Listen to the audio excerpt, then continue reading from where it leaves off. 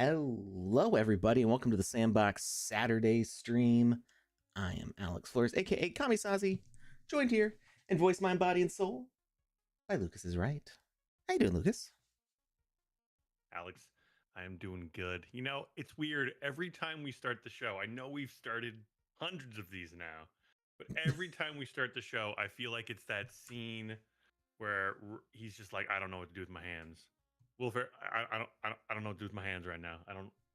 What do I feel like I'm on cloud. Like every time we start a show, I'm just like, where do I look? What do I do? What do I say? And it's this constant, like, just, I don't know. It's But I easier enjoy for it. me because I have a thing to say. Yeah, you've got this dialogue that you pre-prepared, and I'm just sitting here staring at the camera like a weirdo. Like, hey, what's everybody thinking? It's easy when you have the exact same thing to say at the beginning of every show, and then I hand it off to you Nice. for you to improvise something. So, Yeah. But I enjoy that improvisation, and I enjoy the foundation that you give us with your intro. It's nice. that used to be what Joe would do. Joe would always give like his intro, and I don't know. I got used to it. I'm comfortable with it now. So I like it. Yeah, I am too. It's a safety blanket. well, hello everybody. Welcome to the Yolks on You, Hoodlum, Jazz Wolf, Zero X Crypto Marco, C DeGoss, Tom Voxel, and Lanzer over on Twitch, and over on YouTube we got Stanley Wilson, who asks with exclamation points, who else is excited for Alpha Season 5? And I'm excited for Alpha Season 5. Hey, Lauren Soul, you're also here. So yeah, let's talk about Alpha Season 5. We're just gonna dive right into this. It's starting Monday. That's this Monday. That's this Monday. The 31st. Yeah, in 2 days. In 2 days. Yeah. Alpha Season 5. I told you all. I told you all that it was soon. Yeah, soon. I told you all it would be in the first quarter of the year. It's still March. Still the first quarter of the year. Yeah. Lanzer, we can not always honest. I try to be. Hey, as much as I can. You have always been honest. Now, if you ever misspoke, it was because you were given bad information as far as I'm concerned. So that is my hill, and I will die on that. If I say something wrong, it's never my fault. I mean, you're honest to a fault if I'm being completely transparent. Like you really do try your best to give people the information that you have. Well, thank you, Lucas. And Lanzer, yes, we'd be happy to raid you at the end of the show. We plan on going for about 2 hours. So it's almost 1:30. We always start a little bit late. It's almost 1:30 for me here now, so at about 3:30-ish. Sometimes we go till 4. We'll try to wrap it up close to 3 my time. We won't go too long. Lawrence says, I can do free commercials for the season if you give me an ask me about my T-Rex t-shirt. I don't have a ask me about my T-Rex t-shirt. I would like a t-shirt that says that. I would like a t-shirt that says that too. Yeah, and yes, we do use beacon mics. Both Lucas and I use beacon mics. Also Panda and Joe use beacon mics. Joe hooked us up with beacon back when beacon first came out. We were part of the basically ambassador crew for them to promote their mics because yeah, I guess it's like a little bit of a sponsorship. Oh, Lucas purchased his. Okay, so yes, they got a sale out of it at least. And yeah, we use beacon mics and beacon mixers because they're super cool. It's super convenient for me to have this little device on my desk here with knobs to set my volumes and mutes and stuff. It's nice. Very nice to have a tactile input. And it's really nice for me because Alex and Joe both have it, so they learned all about it. Yeah. And then I dove in afterwards and was like, hey, teach me. And they were like, okay, because they're awesome like that. And so I didn't have to do any research. It was amazing. There is quite a learning curve to figure out what all this stuff does. There's a lot of options, but the fact that it's got all the noise suppression and stuff built into the mic is super super nice. So yeah, highly recommend Beacon. If you if I used blue mics before. I had the blue Yeti before this, and I really liked that mic also. Basically any mic with a monitor, so that way I can hear what I sound like to people. Helps me. And so yeah, I liked my blue mic for a long time, and then that one started it started dying on me, and Joe got us these mics, and I've been really happy. I have no plans on changing it because it works really well. Sounds really good, and super customizable. And yeah, you get the cool like color changing thing too, which is fun. Doesn't always show up great with the green screen setup, but it's fine. All right. Lauren Soul says, I would watch they said, fancy, I would watch the interface as a stream on its own. And you know what? I completely agree because I've looked through this setup more times than I can count, and I always enjoy looking through it because one, it's user friendly, but two, it looks like I'm looking at the bridge of the Starship Enterprise, kind of like I just feel like it's sci-fi but accessible. It's weird. I don't know. I enjoy it. So Yeah, I get it. it's got a lot of cool stuff that goes on. A lot of little things happening. Yeah, it's pretty neat. Highly recommend. Anyway, not related to Beacon. We are gonna talk about Alpha Season 5. Either. There is some chat here though that I want to get into. Tom Voxel says we knew it for a few days now. Animoca tweeted it by accident. Uh-oh. Before it was announced. They would never. Well, they would never. I mean, Alpha Season 5 was announced, just not the date. So maybe the beans of the date slipped, but we knew that Alpha Season 5 was coming as soon as the T-Rex and the other dinosaur eggs were revealed, right? Let's see. Exodus over on YouTube says hi. Hello, Exodus. And Wicked You, or Wicked You 2. I think I forget the 2 sometimes. Over on Twitch, is here also. Idea asks over on what they're saying. Over on Twitter, they say, ask me how. Yeah, let's not read that one. Yeah, I don't know what that's about. We can't really moderate the Twitter stuff well. But I like Ledger. The Sandbox has worked with Ledger. I've got a Ledger right here that I use for the council stuff. And I mean, you do still have to be careful. There's a lot of stuff. We are going to talk about security in a little bit here because of some stuff that happened yesterday. Kind of derailed my day a little bit. Lucas has got his Ledger also. So we're going to talk about security, not like too deep into Ledger, except for the recommendation of getting some sort of hardware wallet. Not Ledger specifically, although I do like Ledger. It works well for me. Are we going to look at the hat collector ranking table? Yes, we are in a little bit here. We're also going to take a look at what the prizes look like. They're not minted yet, but the designs are done. So I just have to basically press the mint button. Maybe we'll do that on stream. Let's see.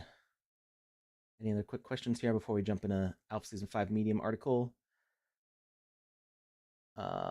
Drew Exodus says, I bought all the premium dinosaur eggs. I can't wait to raise dinosaurs. Me too. I'm excited for that. I also got a little bit more info about that process, which we had talked about on a previous stream about like how do you use them in the Game Maker, stuff like that. Tom Voxel's got eggs in the basket and a pass ready for the season. Awesome. All right. So let's go through this Medium article. I'm going to link this in the chat. Your guide to Alpha Season 5 featuring Jurassic World. 6 weeks, 40 plus experiences, 20 plus brands, and 50 plus NFTs to claim. Welcome to the Alpha Season 5 guide. Featuring Jurassic World, this season is set on a new Jurassic World-inspired island with 6 thrilling regions and kicks off on March 31st at 2 p.m. UTC. For those of us in the US, that would be, I believe, 9 a.m. Eastern Time, I think it's 5 hours off. The time zones, or the daylight savings times just changed for some places.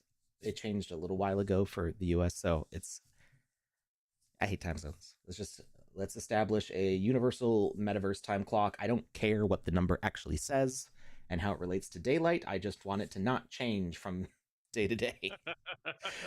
Yes, Like please. I can wake up at 11:50 p.m. if that's the time that I'm supposed to wake up. Just don't be shifting it by an hour at random moments throughout the year. That would be nice. Yeah. All right, this exciting 6-week platform event features over 40 unique experiences with content from over 20 partnered brands alongside some of the best user-generated content. We're bringing you an island, and I will say, as being on the team that tests the UGC stuff, some of these games are really cool. I'm really excited for some of them. I mean, I'm excited for all of them, but the ones that I've played, I'm like, these are really cool. I have played literally none of them, and I know nothing about any of them. But Alex has been saying like little tidbits of how excited he is. That's it. He's just teasing me with it. So now I'm super excited too, and Yeah. really looking forward to diving I into mean, this. UGC content always brings cool stuff to the plate because like the sandbox has it's the sandbox official content has its own beautiful style, but it like really kind of focuses on the core gameplay of like the way the game engine is like supposed to be used, and then UGC goes like, I've got different ideas, and those Guys, ideas ideas are for your cool. ideas. So UGC really, we get to see pushing the limits of what the game engine does and just really tweaking all the things to do different things, and it's I love our UGC content. That's why we love having game jams and all that stuff. Anyway, so user generated content, we're bringing you an island of diverse adventures, challenges, and up to $1 million in rewards. I don't know. Usually we talk about things in sand, so I'm not entirely sure where this number plugs into the equation. Okay. Whether you're a seasoned player or new to the sandbox, this guide has everything you need from gameplay tips to reward opportunities. 6 weeks plus 40 plus experiences from partners and studios. Players can earn up to 710 sand. That's 65. interesting. Yeah, I thought it was 170. I did too. So that's either a typo or somebody else gave us a typo, and now we're getting the correct information. Yeah, I'm pretty sure on the mint page it said 170. Okay. Or 170 sand. So I feel like this is a typo, and I don't. We'll need to get that taken care of. Yeah, Lucas, do you can DM Amy and Scott, right? I can. Can you poke them? I know it's the weekend. They may or may not respond. I know Amy responded to a DM from me earlier this morning, so maybe she's looking at her Discord. I think that's a typo. I will. Oh, Stanley Wilson points out that might be if you win the raffle. That is a good point. So that could be like the max prize for the luckiest player. So we'll see. Hope it's 710 says Jira over on YouTube. I mean, I'm sure everybody likes bigger sand numbers. But I just want to make sure that we're saying the correct things in this, because it is just two numbers swapped from what I saw in another place. So that's or two digits swapped, I should say. So I just want to make sure that we're not having a is it offensive if I say a dyslexic moment? So if you scroll way down, I'm dyslexic and I didn't find it to be offensive. Okay. If you scroll down, it I was wondering where you're going with that. Scroll way down to where? Section 3, it says Alpha Season 5 rewards.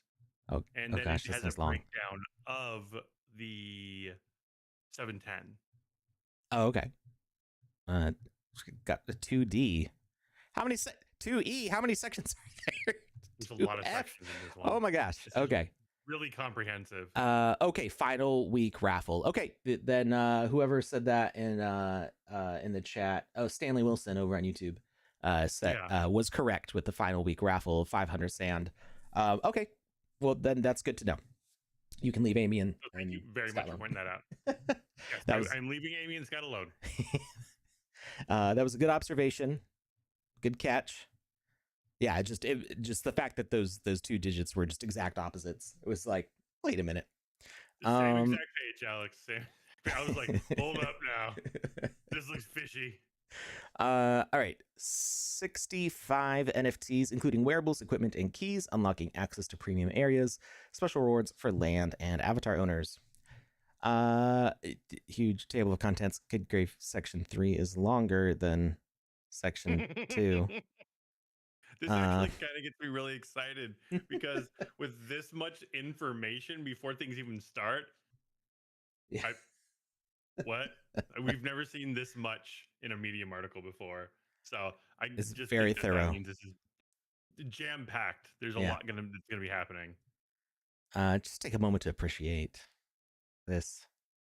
Dinos. My wife's surprised. So my wife doesn't like really engage with Sandbox stuff too much. So she's taking care of our kids and living her own life. And I mentioned to her that this stuff is coming up. We're working with Jurassic World. Like it's exciting to work with like such a big brand and have it be like such a core focus of the season. And she's like, oh yeah, I saw the graphic. It looks really cool. And I'm like, oh, okay.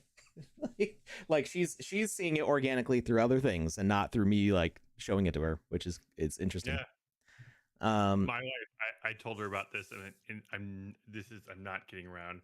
She was like, "Yeah," she's like, because we both love the Jurassic franchise, mm-hmm. and she's like, "Yeah, but will there be dinosaurs coming out of eggs?" And I was just like, "What?" Her favorite part of one of the Jurassic movies is when like they're sitting there with the raptors as they're coming out of the eggs, and she always references that moment. She's like, "But will there be dinosaurs coming out of eggs?" And I was just like, "Come with me, I must show you something." And she was so excited when I showed her the egg NFTs. So did you show her that like 30-second video where they showed the people going like, oh, like behind the egg, and then she did the exact same thing? Yeah. Absolutely. It was a wonderful moment. All right, so this island amusement park plays host to the legendary Jurassic World franchise and a lineup of iconic brands and personalities, including Atari, Atiz, Deepak Chopra, the British Museum, Care Bears, Terminator, Dark Fate, and more. Travel to 6 distinct regions of this lush landscape, each teeming with thrills, surprises, and chances to gather coveted ethos points and climb the leaderboard. We've got the jungle, the museum, the volcano, the garden, the arcade, and the beach. Okay. Pack your gear, gather your friends, and prepare for the adventure of a lifetime. In Jurassic World Dinosaur Preserve, you'll become a staff member in the dinosaur protection group tasked with maintaining a dinosaur sanctuary in Arizona. It's up to you to explore, collect resources, and ensure the safety of the park's prehistoric inhabitants. And this is an in-game screenshot. I mean, it might be, modified slightly for the render, but this is actually what the space looks like that. Yeah, I mean, I know specifically like these guys are more like spread out in this space, and then this guy's like in another like covered area, so he doesn't fly away. But yeah, no, this is what the level actually looks like. Yeah.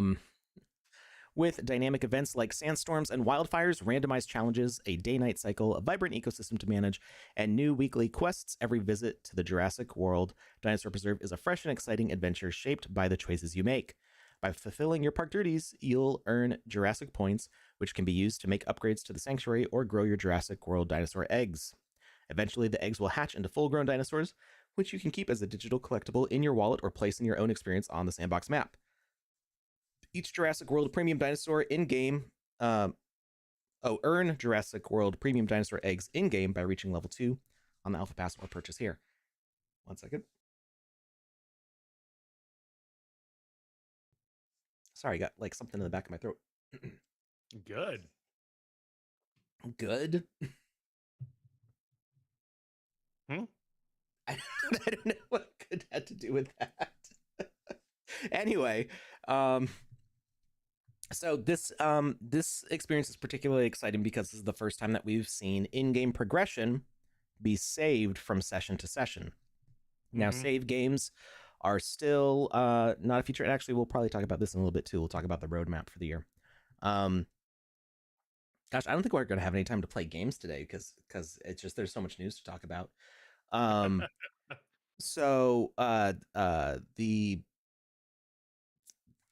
the NFTs, and we mentioned this earlier. So the dinosaur eggs that you get hatched in game, and it dynamically updates the NFT that's in your wallet. So on OpenSea and the your Sandbox inventory, you'll see that transform from an egg into a baby dinosaur, and then from a baby dinosaur into an adult dinosaur.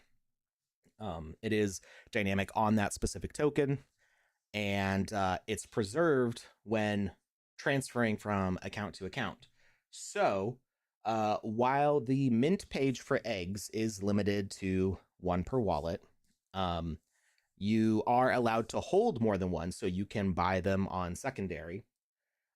So it is possible for you to get an egg, hatch it, raise it all the way up, and then get a baby dino and another egg. So you have all three versions in your wallet.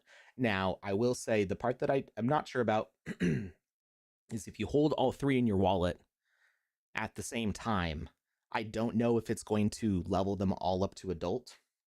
So you may want to Gotcha. wait. I'll see if I can find out.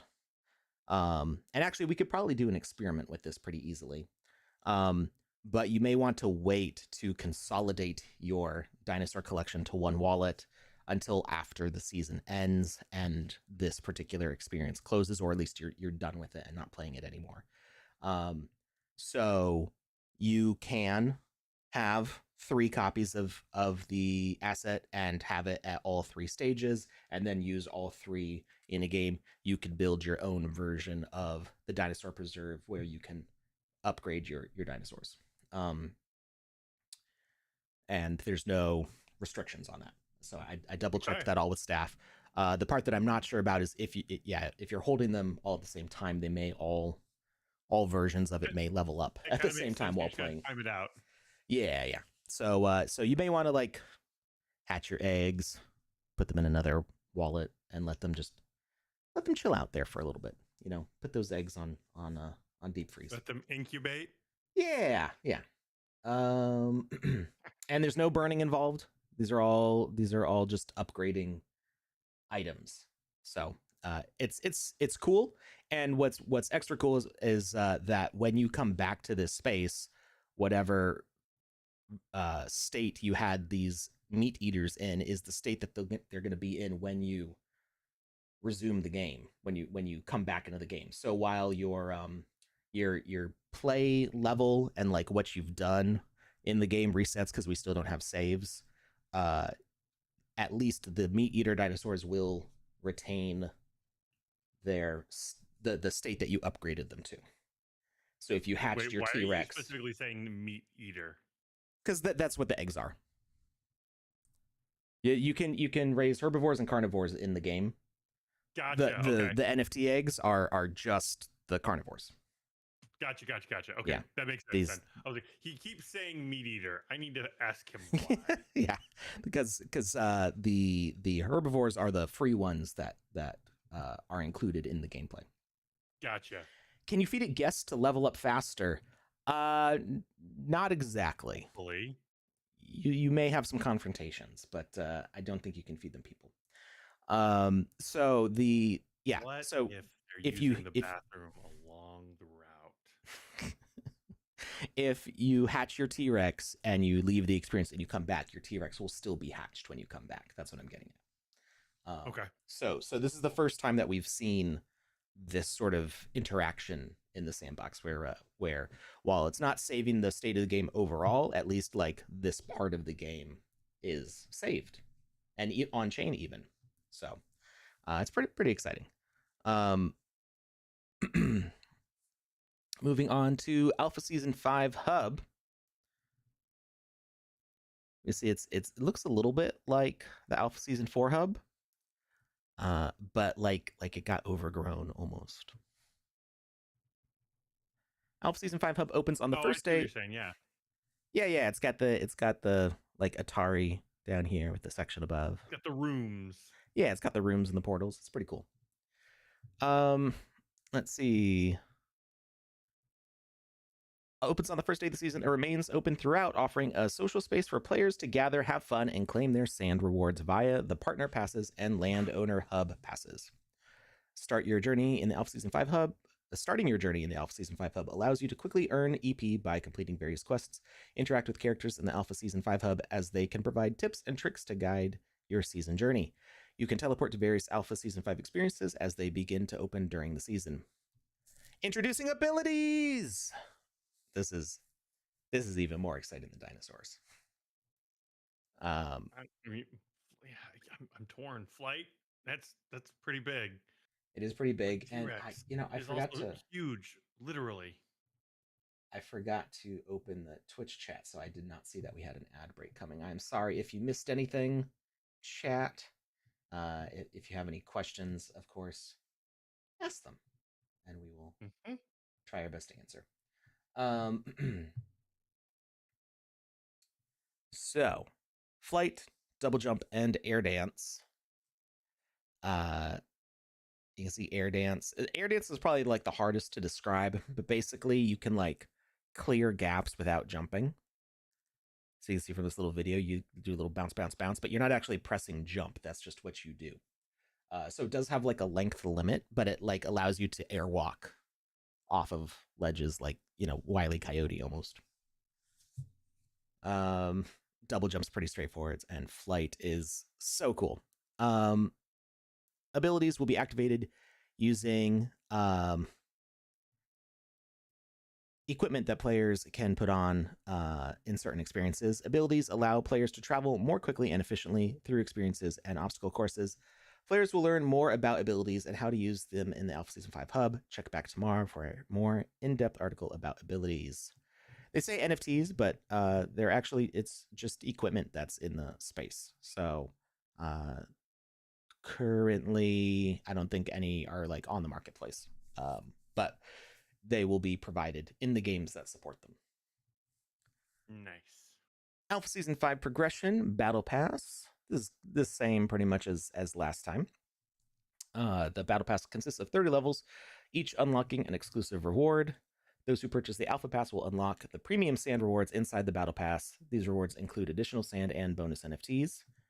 So you can see level 1 is that number correct? It says times 100. Is the first level 100 sand? I don't think so. On the Medium article, it says something different. Okay, I think this is an old screenshot. Okay, so there's one like, thing what? That says, I don't know. There's a picture that I'm looking at. I think it's the same picture that you're looking at, and it has the 100, but then you can have the levels. And yeah. It's not. It's yeah. Category 1 key is the reward for level 1. I think this screenshot is like probably like a mix of different things. So it's just kind of showing what the interface looks like. It's not. These are not necessarily the specific rewards in that specific space. That would be surprising to have the free reward be 100 sand right off the bat. Yeah, look at number 5, 6, and 7. It's number 7's The Voice. Is The Voice in this season? Oh, I'm not sure. It didn't mention it in the list of partners up above. Yeah, so this could just be an example screenshot, like you were saying.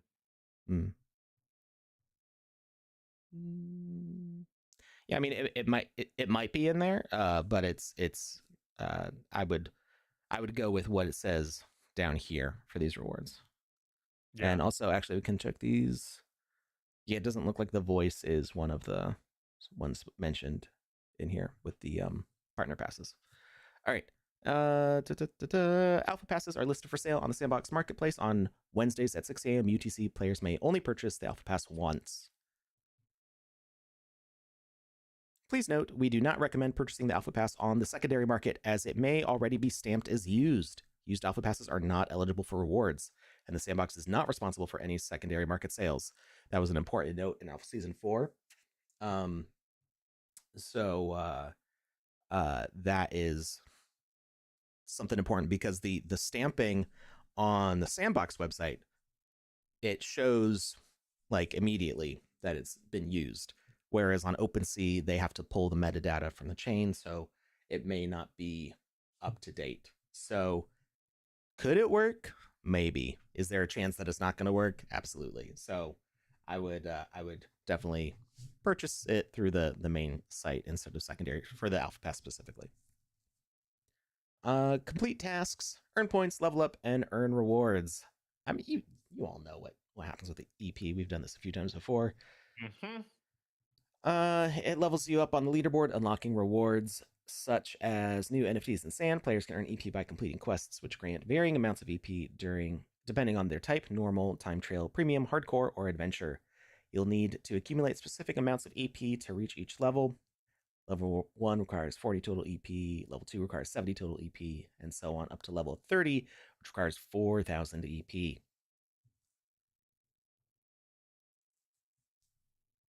All right. Yet normal quests are a yellow exclamation point, as are time trial quests. Now, the cool thing with time trial quests is that you actually get more EP the faster you do the time trial. So there's bronze with it, which is 1 EP, silver, which is 3 EP, and gold, which is 6 EP. So depending on what position you come in, and like it'll usually explain like you have to beat this level in like 65 seconds or whatever to get gold. You'll get more EP depending on how quickly you do the course. That's an interesting mechanic. Yeah, and if you fall below bronze, you won't receive any EP. Oh, and you also, so if you get gold like on the first try, then you get all 3 of them. So you get 10 EP for getting gold. Oh, okay. I see how they're doing it. Yeah, silver and bronze complete automatically. Adventure quests. There are 20 adventure quests in total. They get blue exclamation points, and since they provide a significant amount of EP, 20, it's recommended that players prioritize these quests to level up faster. Adventure quests are marked with a blue exclamation point. I can't talk anymore. Hardcore quests, and we still have a lot of talking left to do. We're not even halfway through the article yet. Hardcore quests are more challenging than others, but grant you 10 EP. If you're up for a challenge and want to test your skills, look out for the purple exclamation points. Premium quests are NFT gated, and completing these quests allow you to progress even faster on the battle pass. Each experience has 1 premium quest worth 25 EP upon completion. They are marked with an orange exclamation mark. To access premium areas, you'll need to obtain a category key. Category keys unlock access to premium areas inside all experiences within a specific park region. There are 6 park regions in the Wildlands Island in Alpha Season 5, with each playing host to 6 or 7 experiences. And that was the map that we looked at the beginning. Question from Jazz Wolf real quick. Jazz asks, can you keep repeating the quest if you don't get gold on the first try or first time to try and get the extra EP? I'm going to assume the answer is absolutely, but Alex? Yeah, so I don't know if you have, it might depend on the experience if you have to restart the whole experience, but in the case for those race ones, it's like that's the main goal of the experience, is to be a race, right? So we've had race experiences before, and usually they end with like, you know, a victory screen and stuff at the end, and then you can restart the experience. Some of these experiences you might be able to rerun the race in the same session, but I think I know at least the ones that I played, you did need to like restart the experience. But you can, they're just regular quests. Like the bronze, silver, gold are like the quests that show up on the side, like other EP quests. So it's just you see them complete when you pass the finish line. But yeah, you can play them as many times as you need.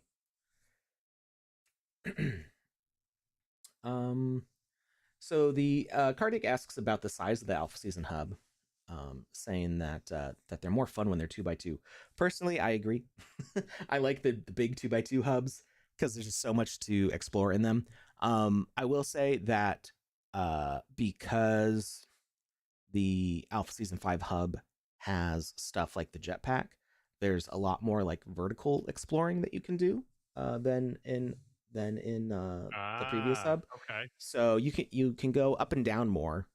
It is a 1x1, but I would also like to see 2x2s come back because those are a lot of fun. Do you know if fly feature will be available in the next minor version of the Game Maker?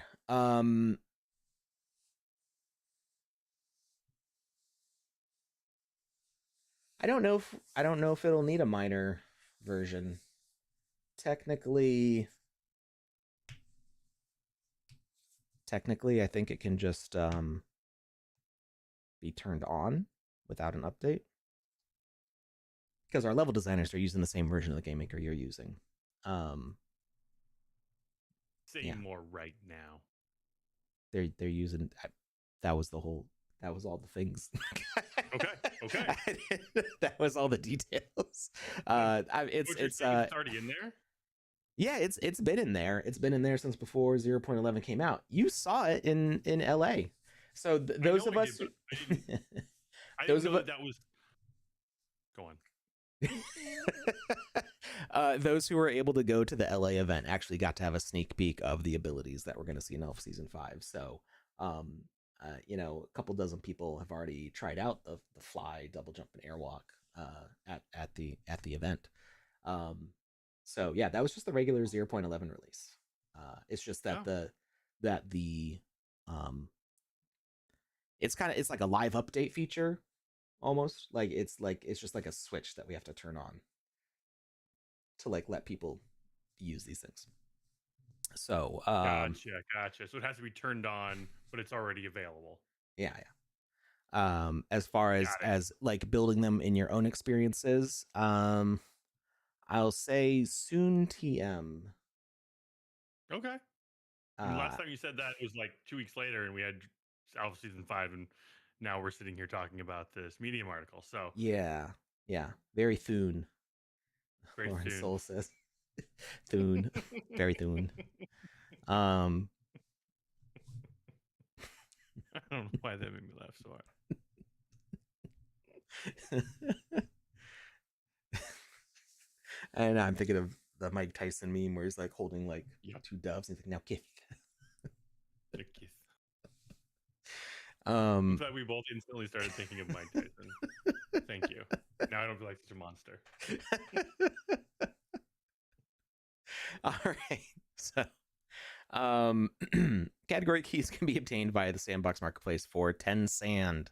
I think that's cheaper than what they were before. I think some of the category keys were in different prices too before. You can also win category keys in the weekly leaderboard raffle. Those with more EP have a higher chance of winning. Keep in mind that you can only win a category key once. Note, your leaderboard ranking does not guarantee a raffle win. It only increases your chances. Jurassic World dinosaur eggs. We kind of went through all of this before. We also talked about it a little bit earlier today. Mm-hmm. Premium egg. Point one thing out though. Mm-hmm. And this is something that's been talked about. It's just not abundantly like shoved in your face on the Medium articles. If you have early access to the eggs, I think there's like a 20% discount on that. So like, I was checking the eggs out, and I was able to like when I logged in and I pushed on mint, it said minus 20%. So if you have the early access to that stuff, you can get it for cheaper. So if you're thinking about doing it, jump on it, because especially if you have that early access, you will save yourself a little bit of sand. Just want to throw that out there. I'm the person who cuts coupons, so when I saw that 20%, I was like, yes. I already minted mine, so I don't know if it's going to show it for me or not. Up. Yeah. It might be like, you already have these things. How dare you? Individual limit reached. Lanzer asks, so the public mint page isn't the early access page. No, I believe they're the same thing, but you have to have been whitelisted through a snapshot to have access to mint right now. Isn't that true, Alex?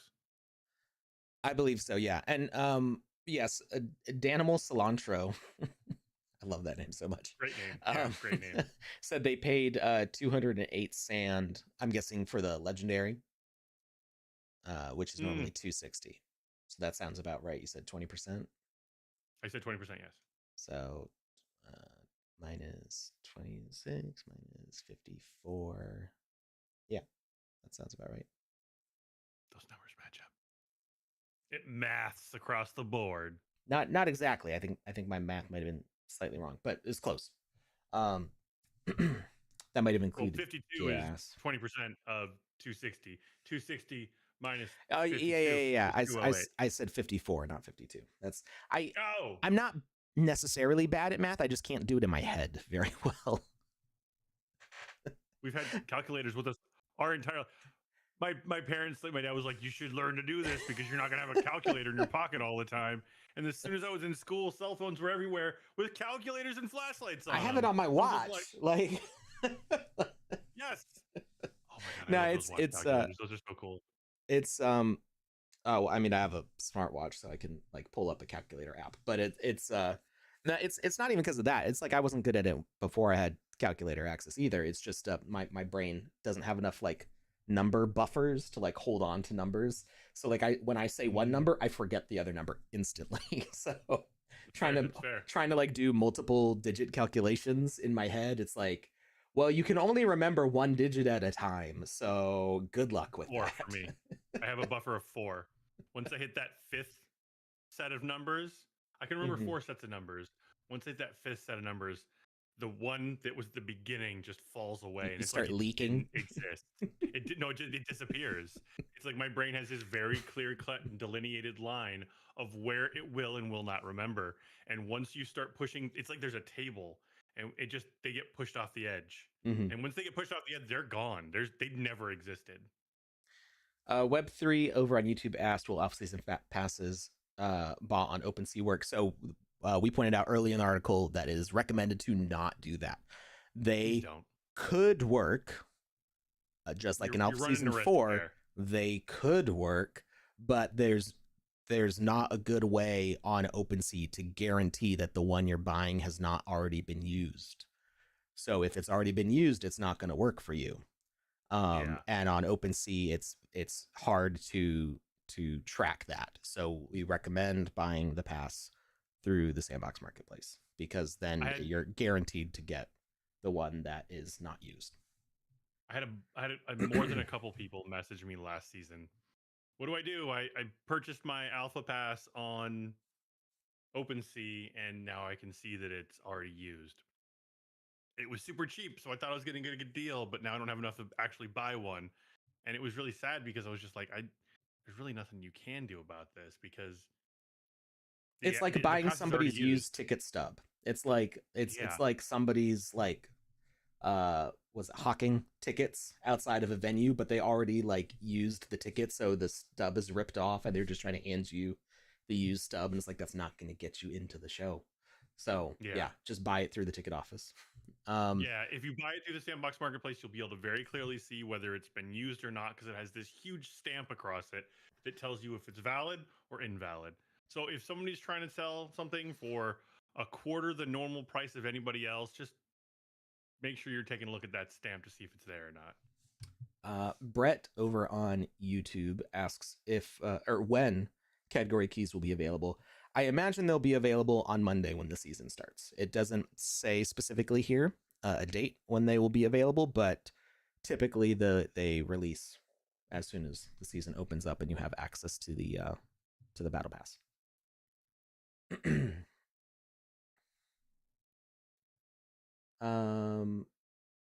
All right. So how do you use the pass now? Well, the pass hasn't started yet. It starts Monday. So if you look at the Sandbox website,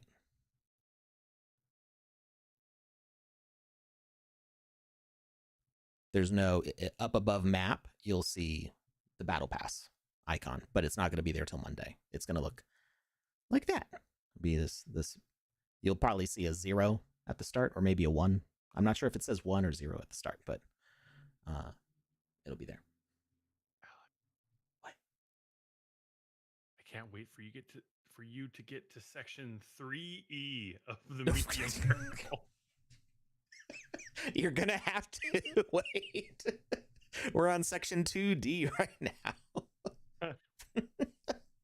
So back to the eggs. I'm not gonna lie, I'm eating this up. So whoever took the time to put this extensive Medium article together, thank you very much. I really am enjoying this. No sarcasm, 100% sincerity right now. Robert over on Twitter asks, how does it get used? If I play one game and I have a pass, does it get stamped? And I think it stamps it as used as soon as you claim a reward. I'm pretty sure that's when the pass gets stamped as used. To get it stamped. Yeah, so we did something in season 4 to get it stamped. Yeah, I don't believe playing a level, because none of these experiences are totally gated. You can play any of them, even without a pass. So I don't think it gets used when you just play. It's when you claim one of these rewards from the battle pass. So as soon as you hit this claim button, it's going to claim the stuff that's in your battle pass based on what level you're at, and that's when your pass gets stamped. At least that's how it worked last season. All right, back to eggs. I'm going to get this sentence out one of these days. Premium eggs grant more EP, with all premium eggs granting enough EP to complete more than half of Alpha Season 5's Battle Pass. So if you want to really like maximize your dopamine drip, play until you get to level 15. Because you'll get through these levels pretty fast, just playing experiences, and then do the Jurassic level, and just you'll see all that EP come through. Dude, unlocking those eggs, or hatching those eggs, I should say.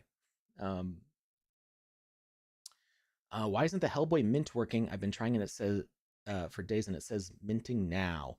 I think that there was an issue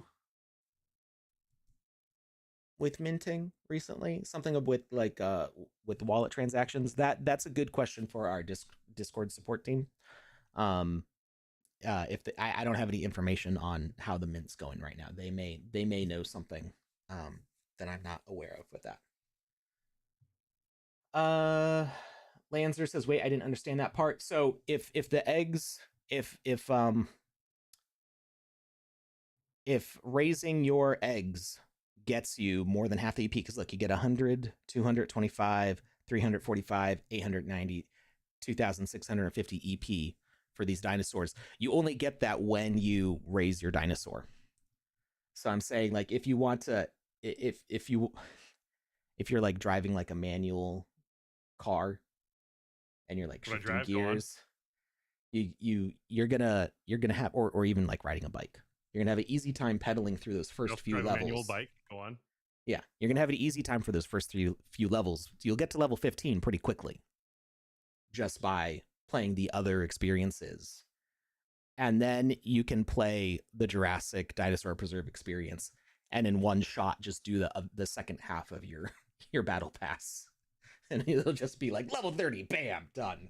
And it's going to feel like you're shifting into high gear. Then you're like, okay, I'm going in a nice leisurely place, and then you'll have all your dinosaurs and all your EP. That's all I'm saying. You play the season how you want. Like, it's fine. I'm just saying, this is a lot. If it's more than half the EP, then you're gonna clear that second half really fast with the one experience. Do non-Jurassic experiences first to maximize leveling. Yeah, it's optional. Play it however you want. I was just saying that it's either that, or you play the Jurassic Dinosaur Preserve first. You get up to level 15 really fast playing that one experience and leveling up all of your carnivores, and then it takes a long time to go through 16, 17, 18, 19, all the way to level 30. You're gonna have to play through a lot more. That's all I was saying. But just have fun. That's all that matters. You don't have to min max your EP. You're gonna have no problem if you have all the eggs. You're gonna have no problem finishing the battle pass.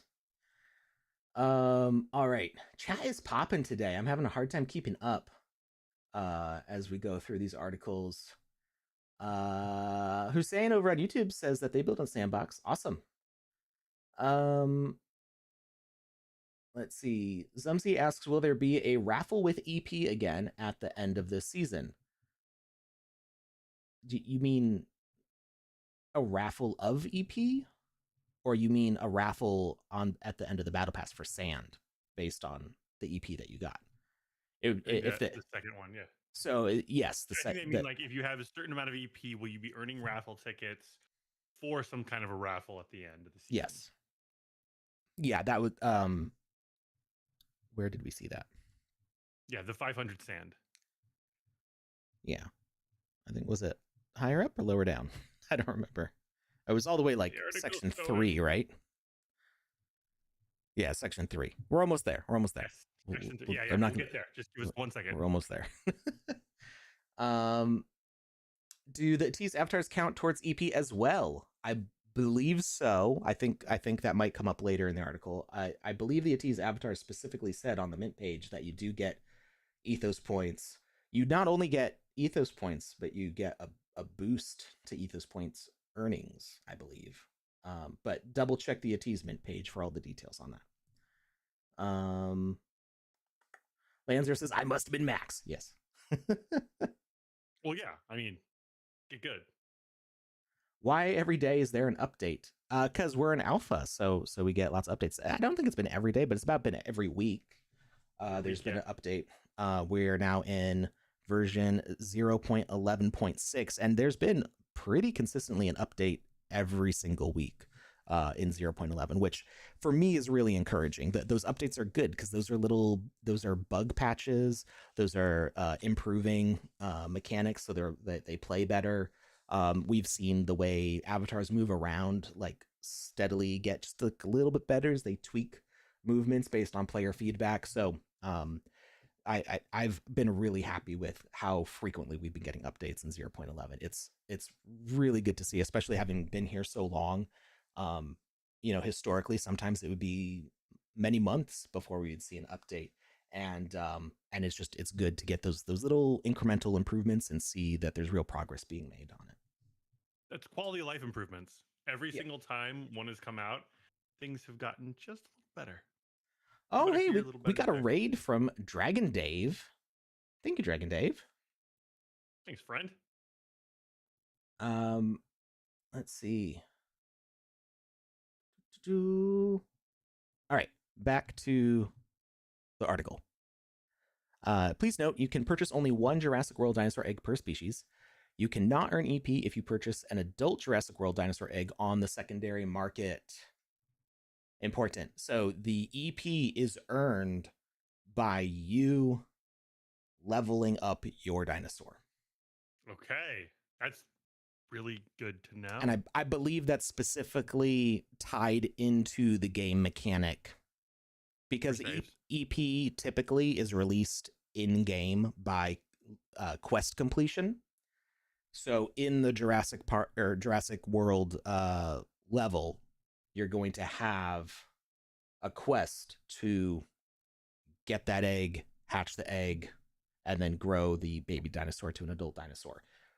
The quest is only completed by you doing that, which is also connected to that NFT in your wallet. So getting that huge T-Rex EP boost of over 2,000 EP is only going to come through you actually leveling up the dinosaur in game. Going through the act itself. Yeah. So don't just buy the adult T-Rex expecting for that EP to just boop in your account. I'm glad they say that specifically though, because that's something I wouldn't have thought of. I would have assumed the other way. So yeah, I'm glad that's there.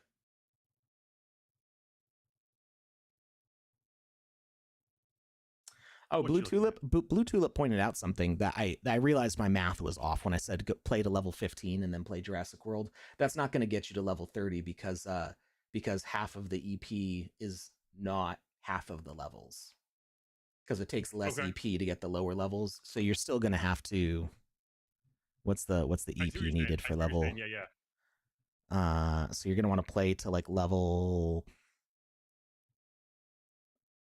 20 or so. Just play all the levels. Yeah, just play all the levels. Just just do it all. play. Just But do yeah, it I all. think if you get to level 20, then you could probably one shot the rest of the EP. I don't know. Do the math. Don't take my word for it. Reading Rainbow.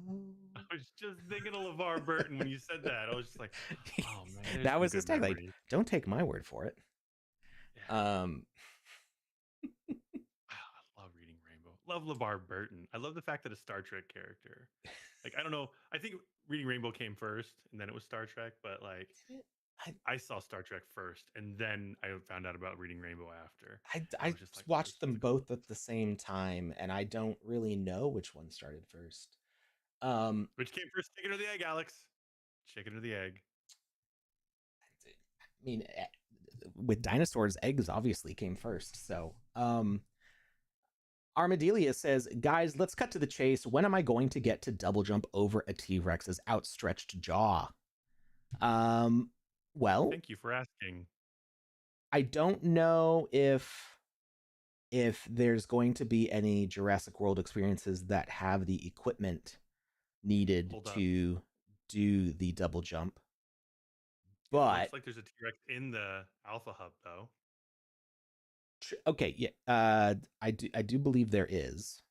I don't know if it's Okay. gonna. I don't know if it's gonna outstretch its jaws for you to double jump. But as soon as you have the T Rex, you can put it in the game maker, and as soon as the abilities equipment is enabled for builders, you can do that whenever you like.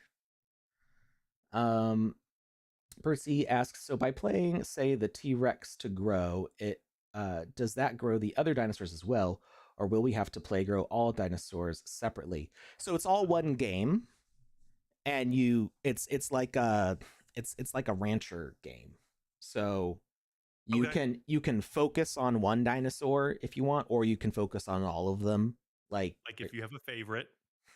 yeah, you can choose to upgrade one before the other.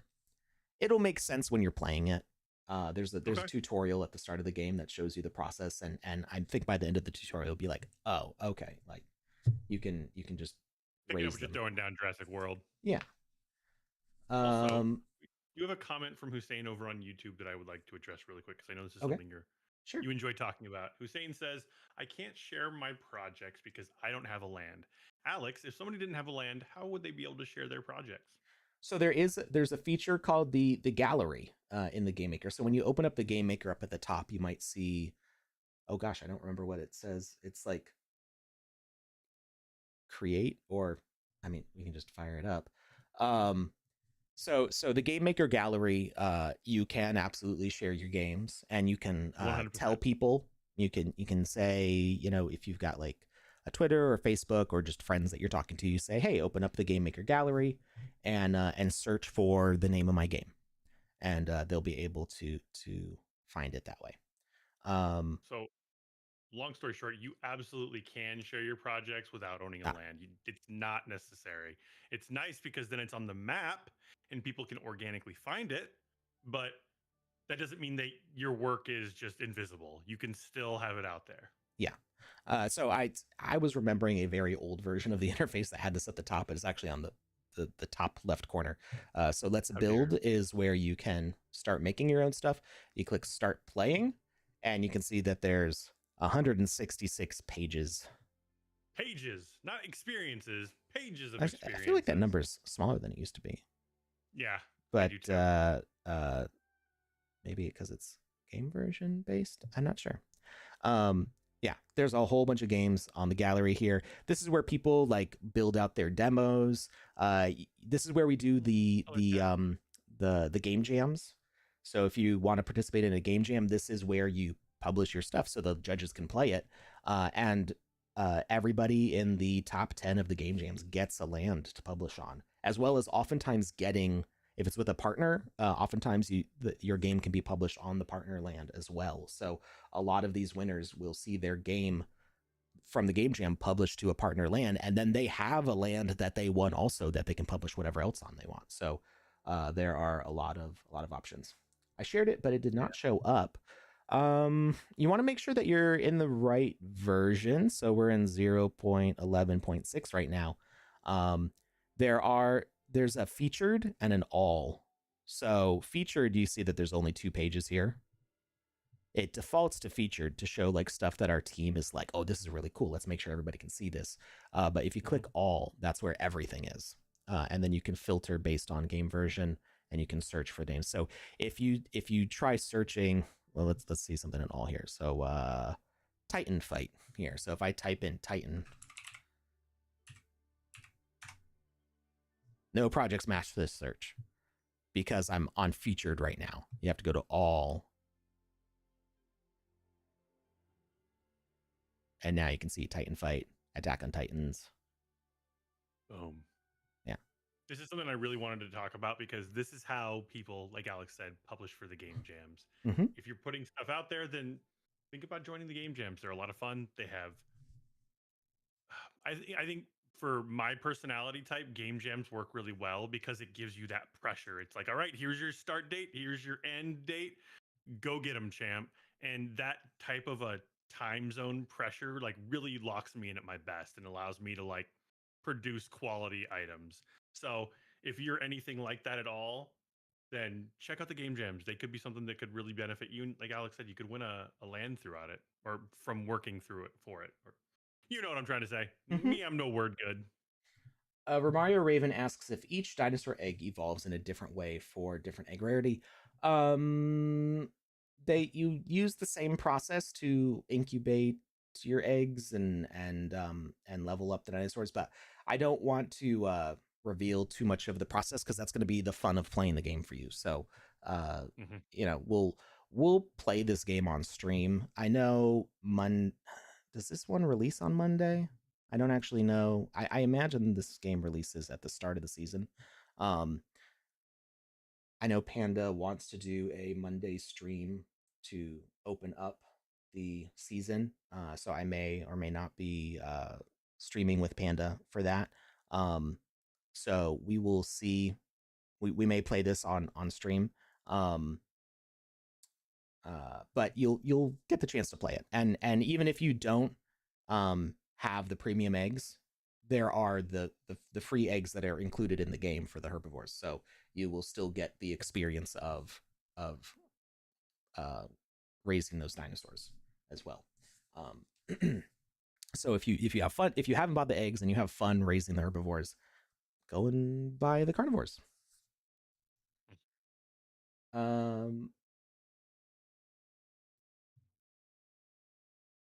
Other guy's audio is very low. It's his is turned up louder than mine, but maybe, I don't know, maybe talk more into your mic, Lucas. I can do that. Lucas just has like a slightly bassier voice when he's talking most of the time, so I think that's the main difference. But like when I actually look at our audio levels, we're pretty close on the same line. So I mean, we can turn this into an ASMR stream if we want to. Oh yes, dinosaurs. All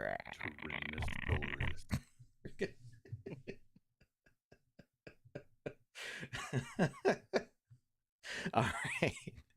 Moving on.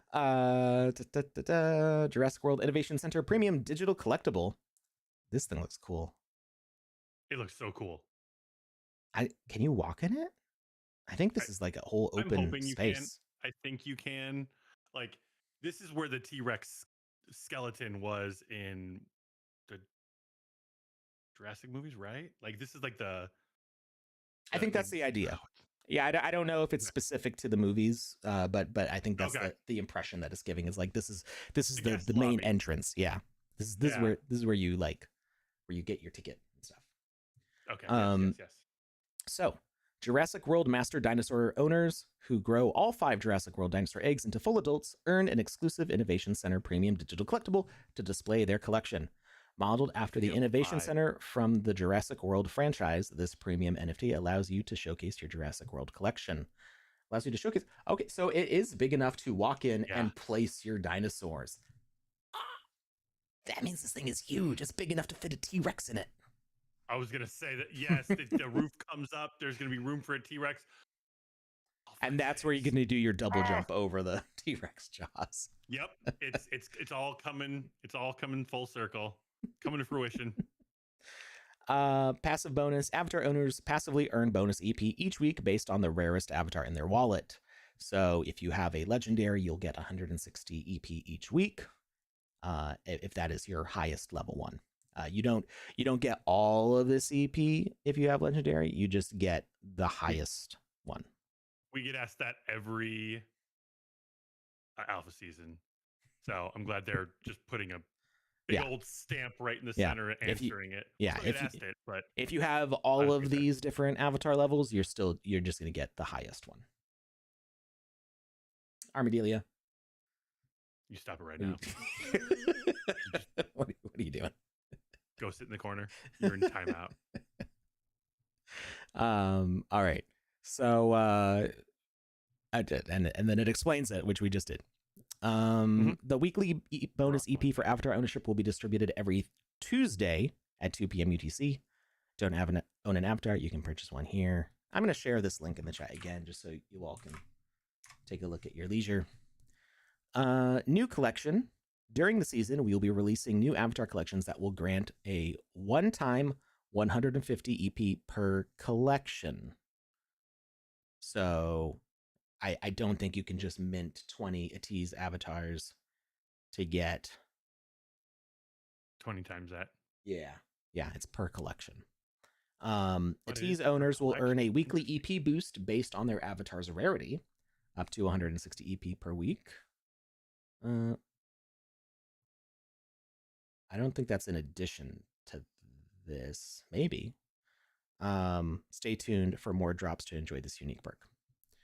Avatar transformation. There will also be transformations events along the way. Transforming your avatar during Alpha Season 5 will grant you 100 additional EP on top of the dedicated event rewards. Bonus Ethos points while completing quests within season experiences is the primary way to collect EP. Alpha Season 5 also provides several other ways to gain bonus EP and level up faster. There's the experience of the day. Completing a quest in the experience during this period will grant you a 15 EP bonus. If multiple experiences are released, they are all considered the experience of the day and will each reward you 15 EP. So it's whichever experience is released that day. Social challenge. Each day, a new social challenge will be available. It'll prompt you to visit a specific experience, find a landmark, take a screenshot of your avatar next to it, and post it to Twitter. You will earn 10 additional EP for each social challenge you complete. To participate in the challenge, make sure you to connect your X account to the Sandbox so you can easily post directly from the dashboard. Check back daily to complete the daily challenges and earn bonus EP to level up faster and gain more rewards. Refer a friend. You can refer a friend for bonus EP for inviting friends to play Alpha Season 5. For each KYC'd friend that completes level 10 in the Battle Pass, you will receive an extra 50 EP up to 10 friends max. You can stack up to 500 EP with the friend referral system, so invite your friends to play. You can find your unique referral link on the summary page of the Alpha Season 5 dashboard on the website. And DAO. In Alpha Season 5, users holding at least 5 sand or 1 land can delegate their voting power to one of the 12 delegates here and earn 25 EP. The reward can only be earned once and will be distributed weekly depending on when you delegate. We're getting into section 3. Oh, yes. So, and that's so what delegation means that you are saying that you trust the person that you delegate to vote on your behalf. It's almost like electing a representative in the Senate or something. So I don't remember who all the delegates are. So you could say Robbie.eth or Byron Hart or Sebga or Roxy Miguel. You can assign your voting power to that person. And they have like bios talking about stuff. Can you see how and they voted previously? Is that in their bio? I don't know if it's in their bio, but you can see that. I don't understand exactly how these stars are assigned. But if you go to the DAO site, you can look at the previous SIPs, and it shows you who voted what, and if they made any comment as to why they voted that way. Oh, there is an activity button.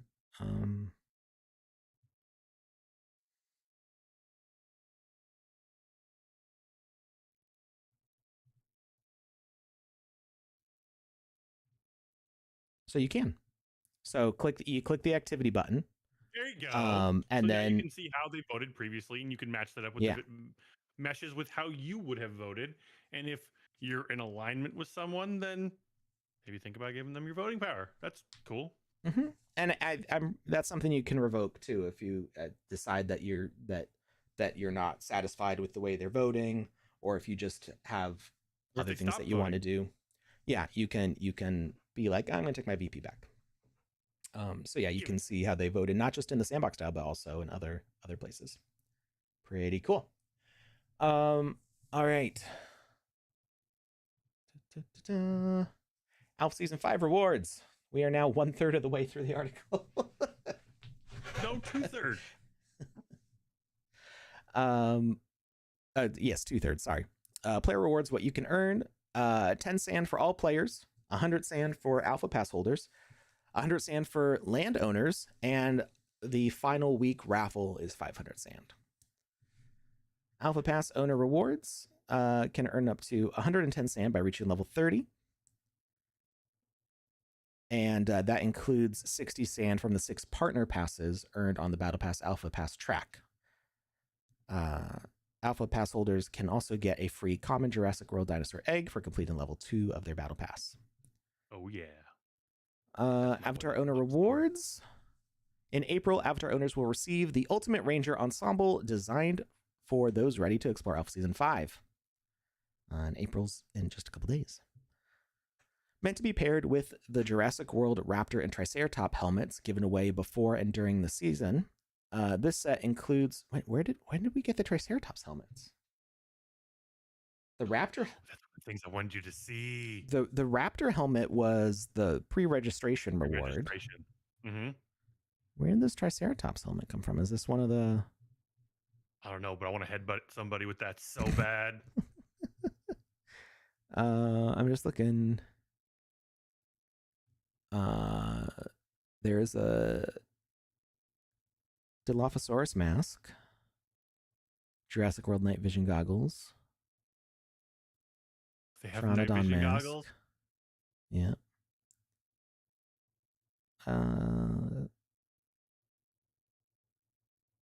Tyrannosaurus skeleton. I'm not sure. I don't know where the Triceratops things come from. Has anybody in the chat heard about the Triceratops headgear? T-8000 machine gun feels a bit random. Well, Terminator is also included in this season. Yes, they're one of the partners. There's a Terminator pass and the machine gun. So yeah, that is one of the experiences. Haven't seen except what I see in the email, says Lanzer. Yeah, I don't. The Triceratops one is news to me. I mean, I've seen it. I know what it looks like, but I haven't. We all saw it just now. Where'd you see it? Scroll down. Scroll down. Ah. Okay. Boom. Well, then maybe we'll get there. We'll get there. Exactly. The visitor set. Look at this. You got a Band-Aid on your knee. I love this set. It looks. I like this. I like this style. Really cool. I like these boots. I like this backpack. Yep. I like these fingerless gloves. Like, it's just, it looks good.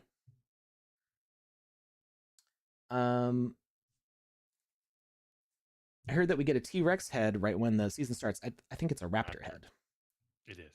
Yeah. But they also, the next comment from Armadillo says, never mind. That's a different animal. All right, Avatar owners.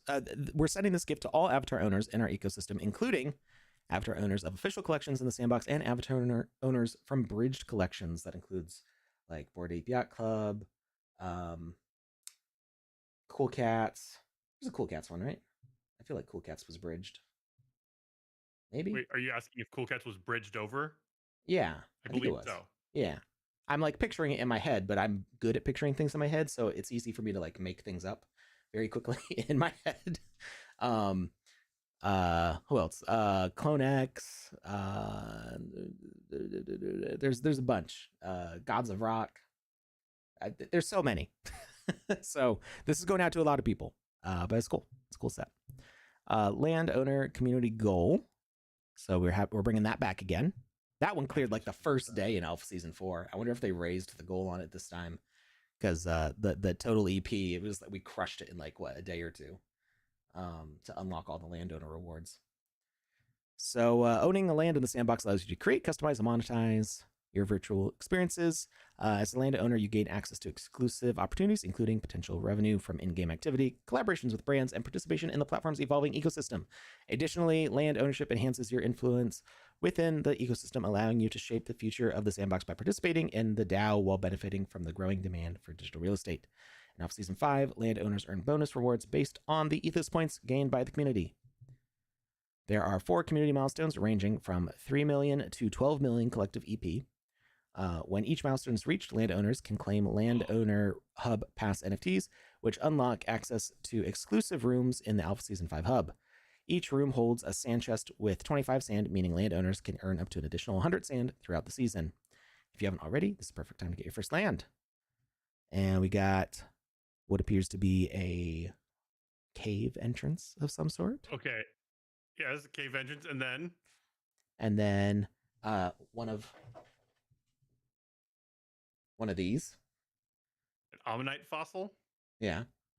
Whatever. Is it an ammonite? Is that a Pokemon? Am I talking about Pokemon right now? No, I think that's how it's said. Okay. For like the real thing. They are a real. I'm holding one. They are a real fossil. I know. I just don't know what it's called. I'm pretty sure that's what it's Ammonite's called. a Pokemon. I think it's a Pokemon. What's the fossil called? What's the thing I'm holding? Once again, shell, spiral shell fossil. Name.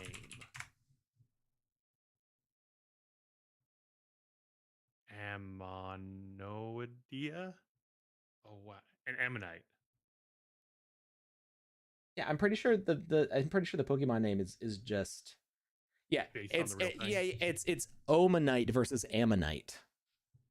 Gotcha. O and A. The A is the real one. Yeah. They weren't super. Gotcha. Okay, cool. They're based on the real thing. Yeah. They were like, it's one letter off. Nobody will figure it out. You gotta love Pokemon, but sometimes their names are not the most. They're creative in a funny way. Like when they're we're gonna make a giant. It's basically pile of trash. it's basically dad puns. Then you get a broken dinosaur cage and then what's the last one? And then a baby dinosaur being incubated. A little baby dinosaur. It's so cute. I love that. His little curled up tail and his little toes. He's got little claw beans. Oh my goodness, that's awesome. That is awesome. That reminds me of the terrarium, the city terrarium you did, like the little box. That reminds me of that. And I'm hoping it has that similar feel. Like you can put it on your desk and it just kind of a little decoration that floats around, but is super subtle and intricate. And I'm really looking forward to that last one there. Also, we have an ad starting in 4.5 minutes. Okay. All right. Free rewards from the Battle Pass. For those who don't wish to purchase an Alpha Pass, there are still great prizes available. These include 10 sand earned through level 10, 10 equipment NFT rewards, including 5 Jurassic World branded digital collectibles, and 5 from other Alpha Season 5 partners like Atari, Terminator Dark Fate, Care Bears, and more. Pre-registration and welcome giveaway. We're giving away a Jurassic World Raptor headpiece wearable digital collectible to everyone who pre-registers for the upcoming Jurassic World experience. Plus, Avatar owners and landowners who pre-register will receive a full Park Ranger set when the season starts. There is a link to pre-register in there if you haven't already. Additionally, any player who creates an account or logs in during Alpha Season 5 can claim a Jurassic World Triceratops headpiece wearable digital collectible. That's such a mouthful. In their claims section for the duration of the season. This NFT will no longer be available once the season ends. There you go.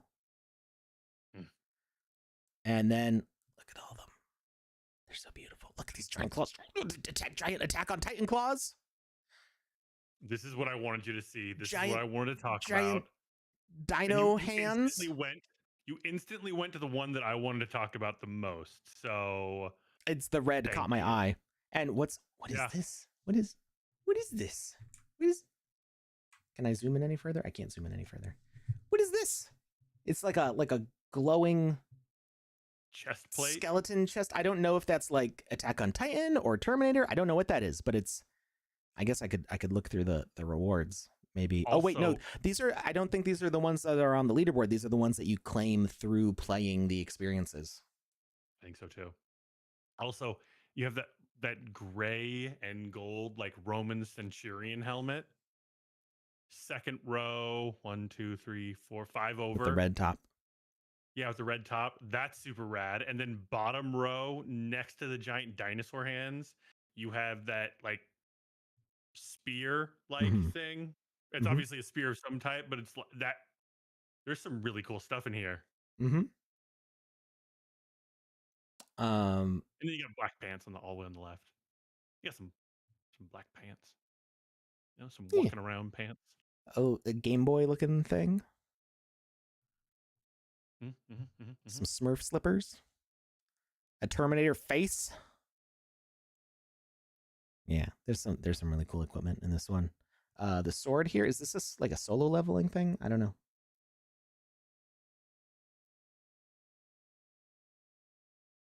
I think so. The sword behind you is dirty. What's dirty about it? It's like glowy. I think they mean like it's good. It's nice. They like it. Oh, chef's kiss. Yes, it's a Chupa Chups whistle pop. Somebody noticed that. I recognized it and I couldn't like place what it was, but yes, it's a Chupa Chups whistle pop. That just unlocks some memories from childhood. I did have those when I was a kid, and I had forgotten about them too.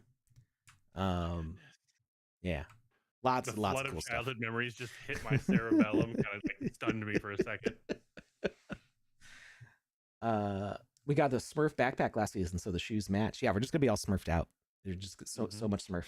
Smurfing awesome. Got some Smurf and drip, some dripping Smurf stuff. Yeah. All right. In Alpha Season 4, only experiences with Adventure Quests reward NFTs. However, in Alpha Season 5, every experience rewards an NFT. There are 44 NFT items to collect, so be sure to complete all the quests and claim here on the claim page. Wait, so is 44 the exact number? This is 40 plus experiences up there, so now we know it's exactly 44 experiences. Last week's sand raffle on the last day of Alpha Season 5, 500 players will earn 500 sand. That's a lot of players earning 500 sand. The more EP gathered during the season, the higher your chances are of winning. Earn EP until the last moment to optimize your chances of winning. What will you do with the jackpot? Note your leaderboard ranking doesn't guarantee a raffle win. It only increases your chances. Give it some claps. Oh, I'm not logged in. Never mind. All right. Did we go through the ad? Did the ad break happen? I don't believe so. I don't have the little thing that says there's an ad break coming up. The little message at the top. Too. It might be going on right now, or it's about to start actually. All right. Well, we're at the end of this article. I'm going to paste it in the chat one more time, and I just need to like stand and not talk for a second. So we're going to watch News of the Week with Panda, and then we'll be back with more news. So we will be right back. Right back. Hello and welcome to the News of the Week. This week we are still talking about the Alpha Season 5 and Jurassic World. We've seen the Jurassic World Egg Collection come out. where you have the ability to mint any of these eggs. It has already been mentioned that these eggs will give additional EP bonuses in Alpha Season 5. The Builders Challenge has come to the end on the 26th of March, and that was a fun-filled 4 weeks with so many people running their own events, loads of new experiences that everybody could go and explore. Currently, there are no VoxEdit or Game Jam contests running, but do keep your eye on the events page where you can find all of the latest events. We do have the month of sharing, which ends on March 31st. The Atiz Avatar Collection, go and mint right now. It is also the first Avatar Collection where you will mint the rarity instead of it being randomly generated. Now let's go and have a look at our experiences for this week. First up, we have Sonic Satellite's Lunar Leap by Smobler Project. You can race your way through a thrilling parkour. Very well designed, looks like a lot of fun. Next, we have Escape the Chaser by Cash77. This is a single-player experience. You Escape the Chase is a fast-paced, hyper-casual maze runner. And then for our artist, goes to Suka 3D Artist for this amazing little grommet that they have created in VoxEdit. Now, the grommet is a character in Realms of Allura, another Web3 game. And I just thought that this looked absolutely amazing. The detail, the texturing, the style of this particular little fan art asset is just absolutely amazing. Obviously, for copyright reasons, this artist won't be able to mint and sell this asset. But in terms of fan art and sort of bridging that gap between Web3 games, I thought this was a really good one to just give a shout out to and mention because of just absolutely how amazing it is. So, while it might not be the time of year for this type of asset, I did want to highlight this amazing asset by Buko for 9 Sand Candy Merchant, and I think it's absolutely amazing. Looks super cute, nice detail, especially with that backpack. Amazing. Fantastic job. Another mention is the collectible packs. I do want to give a shout out to the VoxEdit contest winner collectible pack.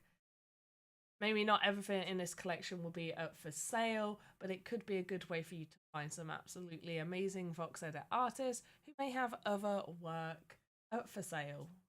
Now back to your regular scheduled content.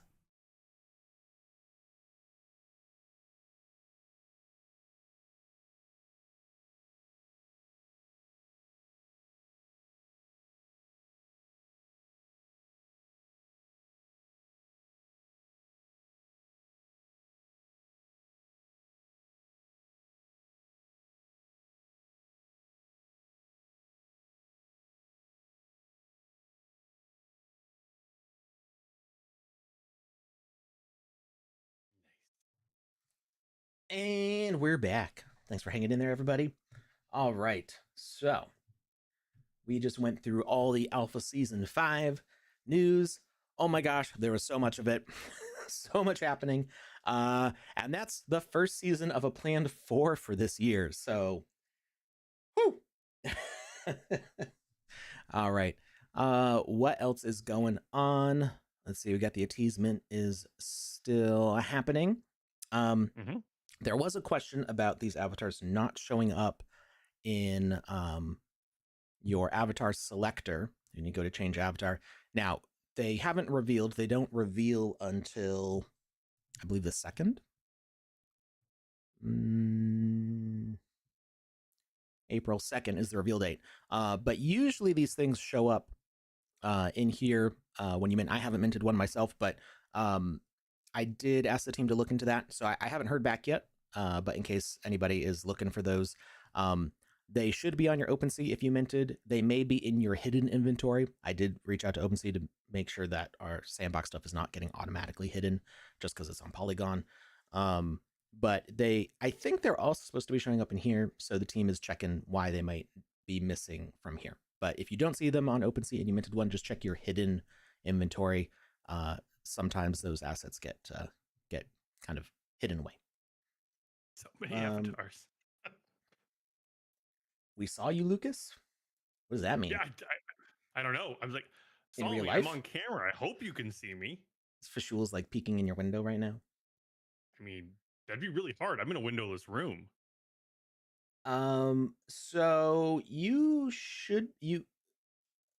somebody recently did their KYC but realized they put the wrong email. So there is in our docs.sandbox.game. Let me pull that up. Or actually, I think I can go right to the external portal. You can get help for that. Now you should be able to go to your settings and change that stuff, but it is possible. I just heard a boom, but I don't know what that noise was. I didn't hear it, so somebody didn't get into our chat. I know that. Yeah, well, I mean, Discord does like a automatically. You're probably in a channel that somebody did like a group message or something. Well, no, but Discord it mutes when you have OBS open, so I don't know. Oh, it's from Twitch. It was Yeoman doing the alert. Ain't no party like a Panda Pops party, like a Panda Pops party. Whoop whoop. Yeah, there it goes again. Degas redeemed alert. Hey, okay. I just didn't know what the sound was because I hadn't really noticed it before. Can't hear them, so I don't notice them. Is it the sound of MSN Messenger? I never really used MSN. I have no clue. I've never heard it. I used Yahoo Instant Messenger because I was a weirdo. More just because I didn't have any friends who were on MSN, so I just used. That makes perfect sense then. I had a Yahoo email. All right. So if you go to the Sandbox Help Center, let's see. There is KYC support request. I don't know if that is actually what you want to go to, though, if it's just the issue of putting in a wrong email. And I do know I had the same issue as you because I don't remember if I set up the council's account or if somebody who worked for me set up the council's account, but either way, one of us did a goofy thing and put a non-existent email. It was something like dev team at sandbox.game, which is not even a real Sandbox email address. So I don't know if I did that accidentally or somebody was just filling in something silly, but it meant that we couldn't change the password because it would try to send an email to the email address that didn't exist. So I did just recently experience that. So you can you could try doing the KYC support request. So I'm going to give you that page there, but there may also be a better way to do it. So let's check the docs real quick and see help and contact.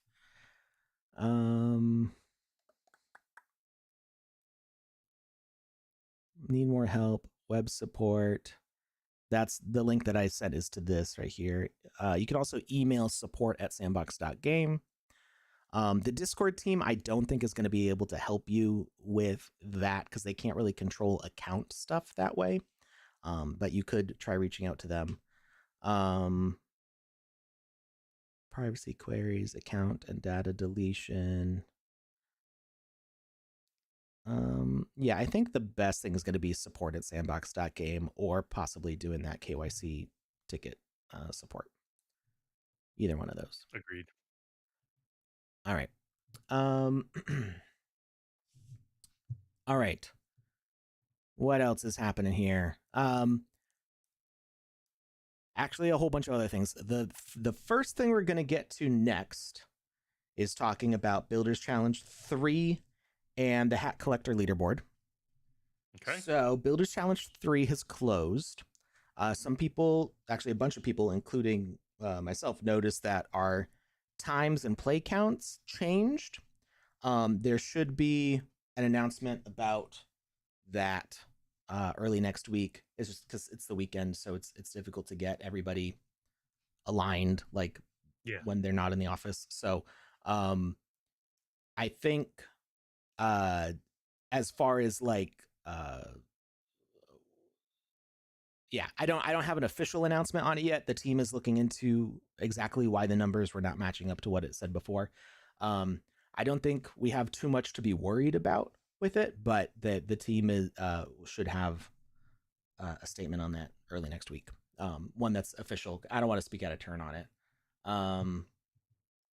Let's see here. What's this? I don't know. Ain't no party like a Panda Pops party, like a Panda Pops party. Whoop whoop. All right.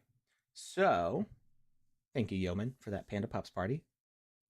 As far as leaderboards go, the Builders Challenge 3 Mage Raids 3 leaderboard has been announced. Dr. Metaverso shared it on the Wizzyverse announcements channel.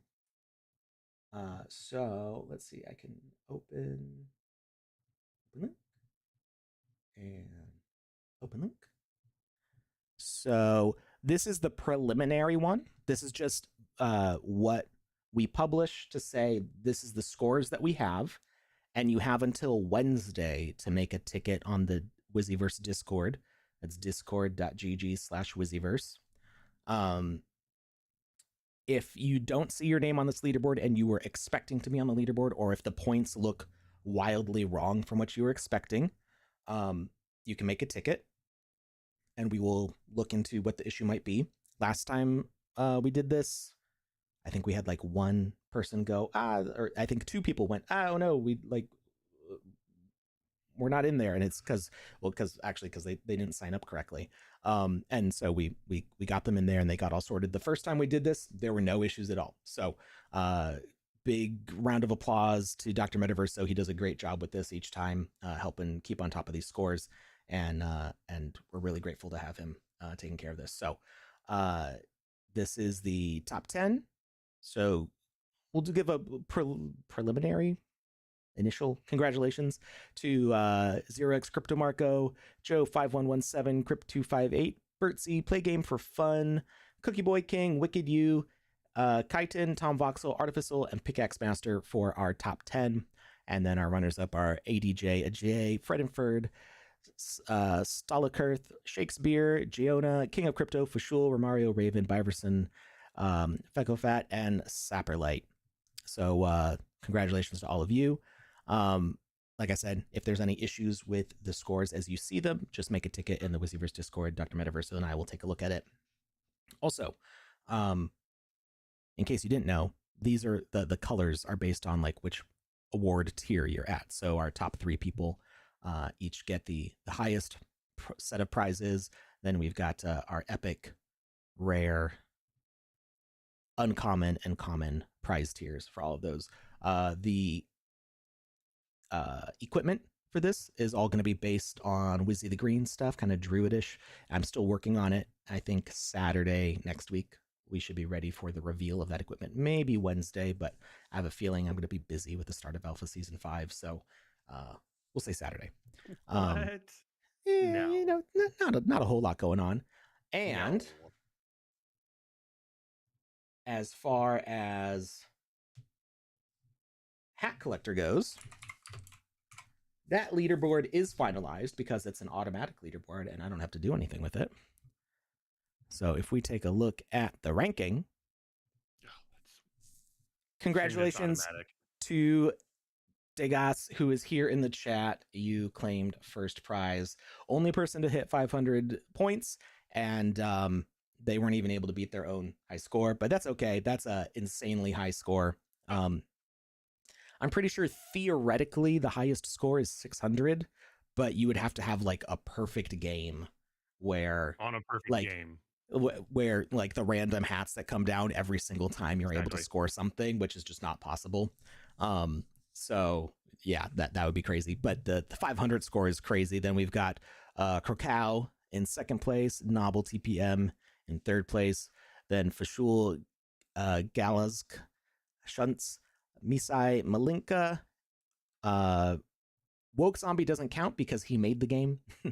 Aidcraft 22, not animated, and Boop Goop, I believe that's Andy Ritchie, are in our top 10.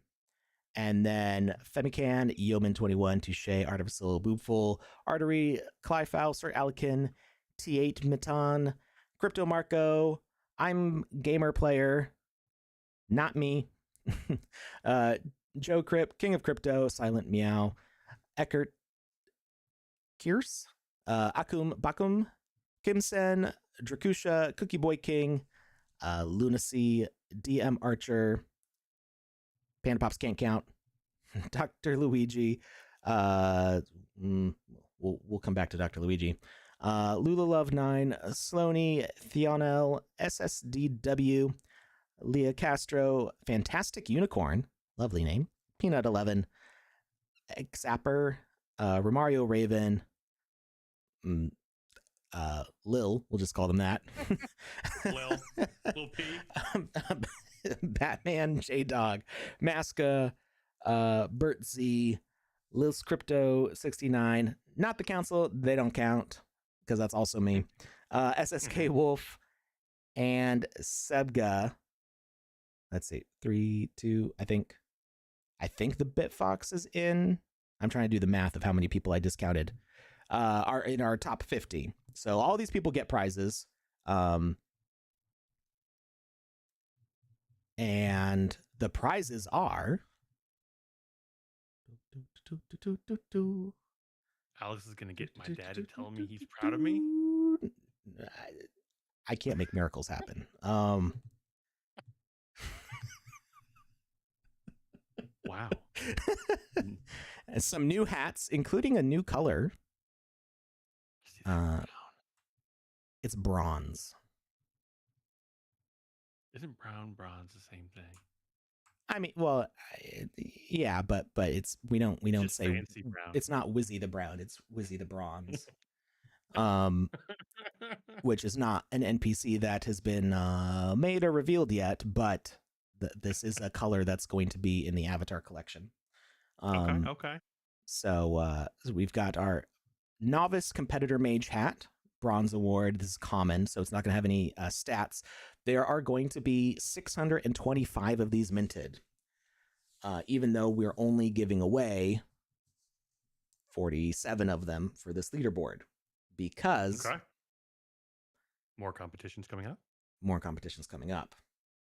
I do plan on making more leaderboard events, which will have more prizes, and you may have these hats be qualifiers for other competitions, like a higher tiered competition where you can only enter if you have the hat.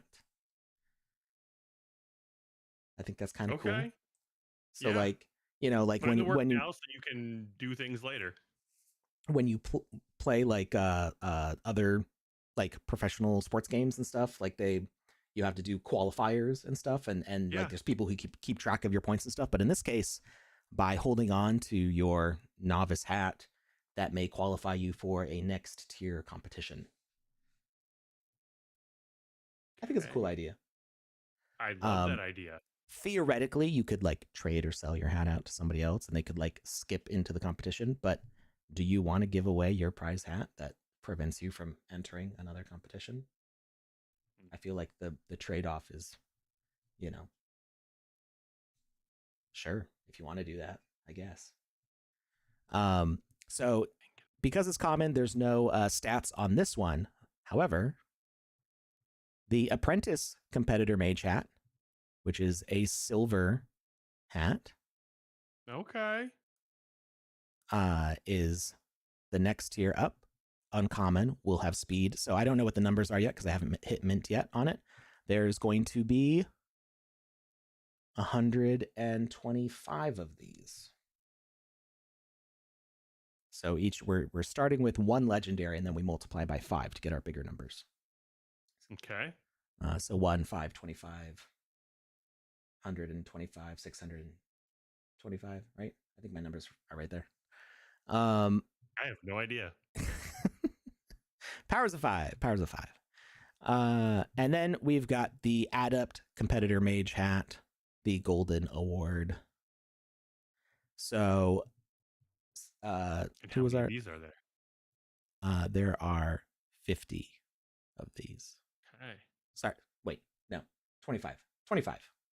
I would say, wow, I was Yeah, just way yeah. off. I was No. expecting it to be like 25. But 25. And then the next, Okay, there will be another tier up, which is going to be epic, and there will be 5 of those, and then there will be a legendary one, which will be a 1 of 1. That's going to be the top prize, hopefully by the end of this year. You have to have all the other hats to get to the 1 of 1. You don't have to have all of them, but in order to get to the 1 of 1, you're going to have to have one of those 5 epics, and in order to get to the 5 epics, you're going to have one of the 25 rares. And you're going to have to be really good at interviews. You're going to have to sit down and answer a whole bunch of questions. So, yeah. Anyway, okay. I haven't worked out all of the details yet.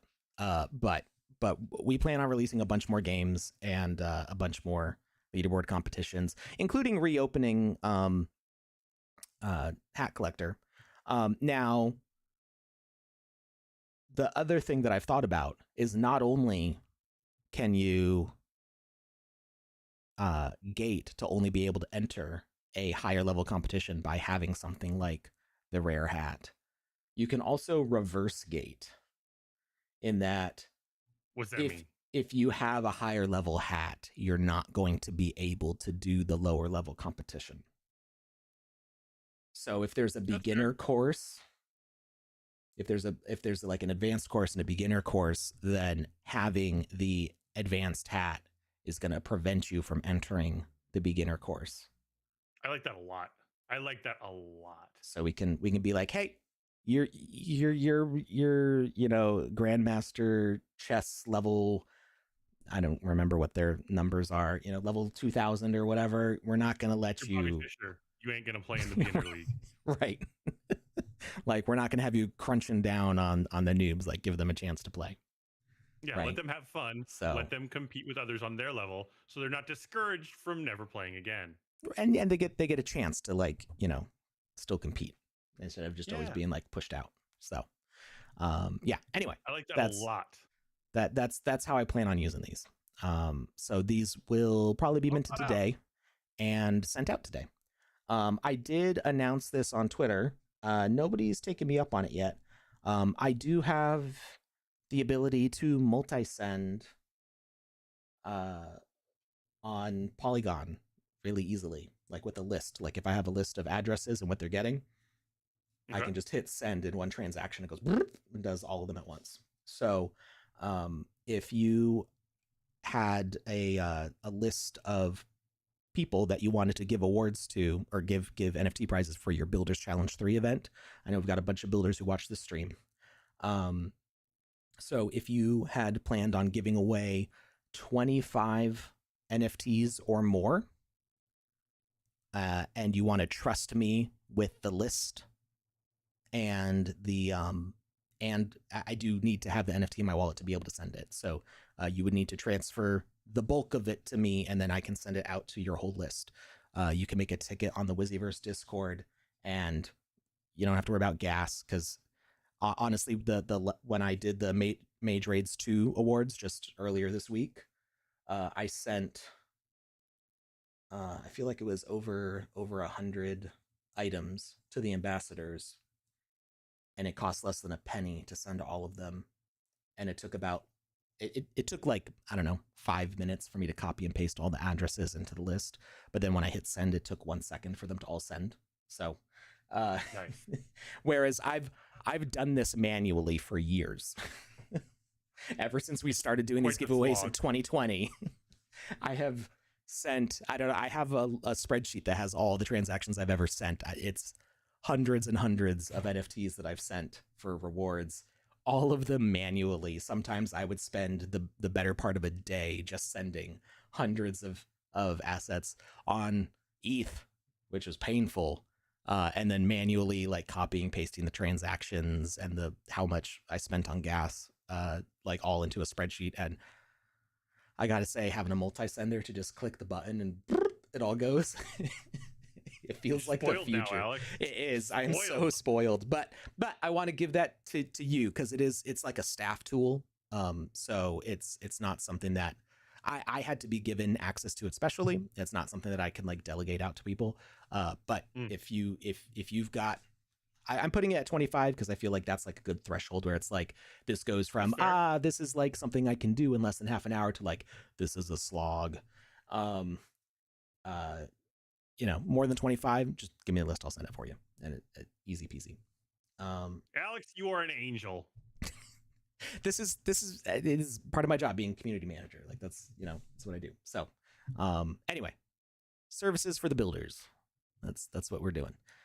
So that is the leaderboard prizes. So everybody in that top 50, the fourth place through 50th place is getting that bronze hat. Second and third place are getting the silver hat, and first place is getting the golden hat. So as soon as we have access to the tools, as soon as Alex tests it, I feel like this is something that should be provided to the community. I'm going to see if I can have that happen.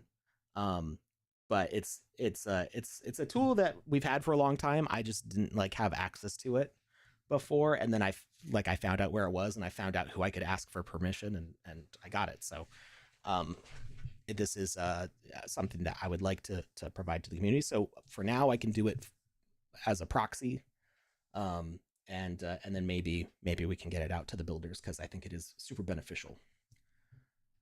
Tiebreaker is based on session hats. What? Tie was there a tie? Oh, it is. So. Yes, the tiebreaker is based on session hats. That was mentioned in the rules. Oh,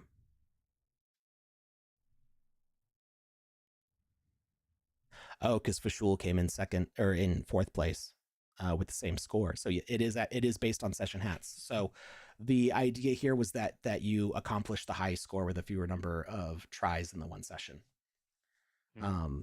So yeah, but you still get you're still getting the sand, and you're still getting a hat, and there will be more competitions with this in the future. So no worries on that. But I did have to establish something as a tiebreaker because there was no way to get less than 5 points to like more incremental values. Will there be an announcement on the Discord about the Hat Collector Awards? Yeah, I'll post all this stuff to Discord also. It's just I wanted to do it here because you were here. So all right. That was that. We're like 2 hours in and we're still doing the news. Do you want to do a giveaway? Yeah, we can sort of give away. Do an orange hat. Okay. Now available in the Sandbox 0.11.6, the SandFam Stuff Asset Kit Collection. I was waiting for you to talk about this. If you didn't know, I was gonna be so surprised. So I'll pull up the Game Maker again, but we can also show it in here. There we go. So this is what's in there right now. I expect this list to grow. Currently we've got my 2x1 meter stairs,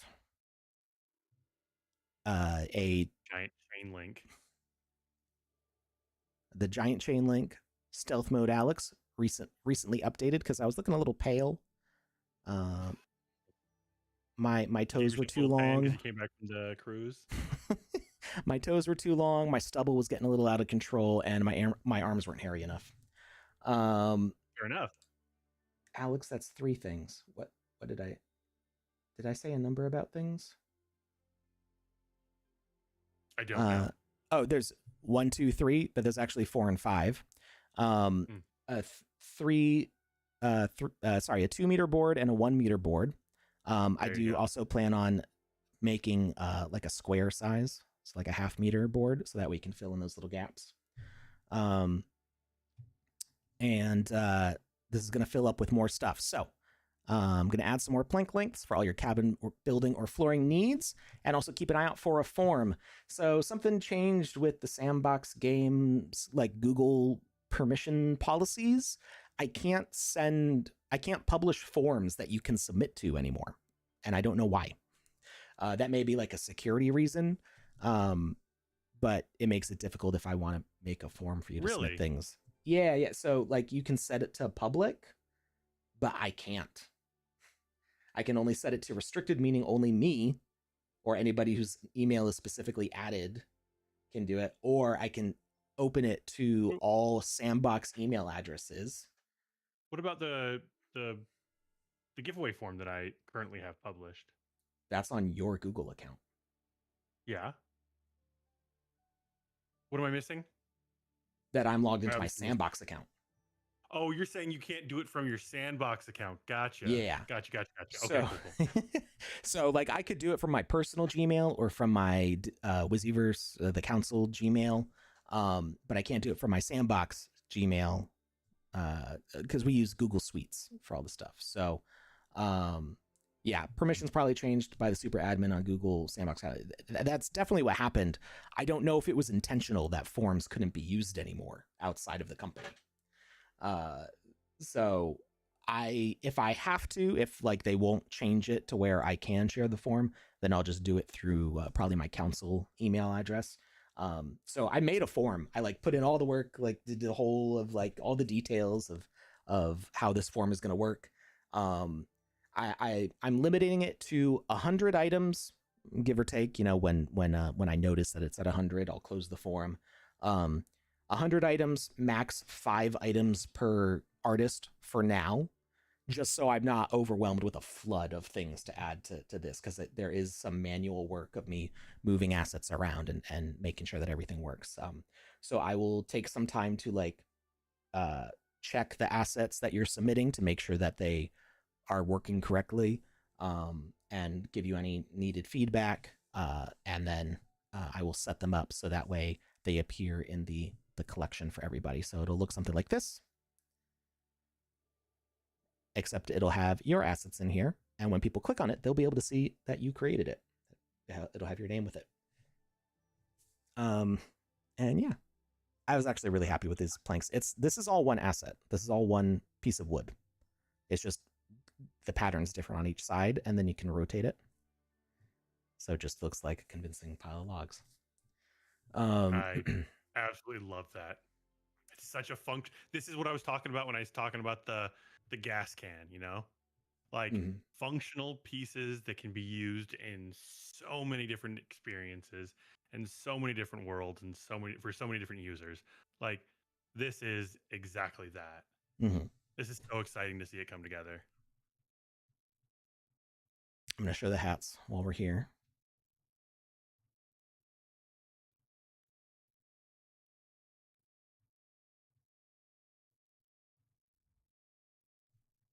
Browns.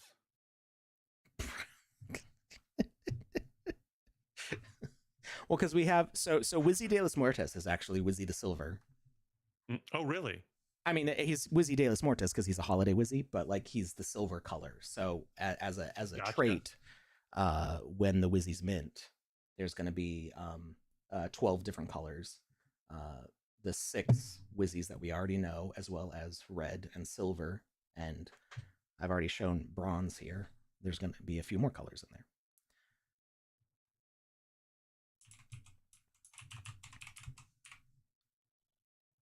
So we're in the night view or night lighting right now, but there's just a slight glow on these. Subtle. Yeah, I like it. I like the silver hat the most, though. I think I like the silver hat the best also. It's just clean.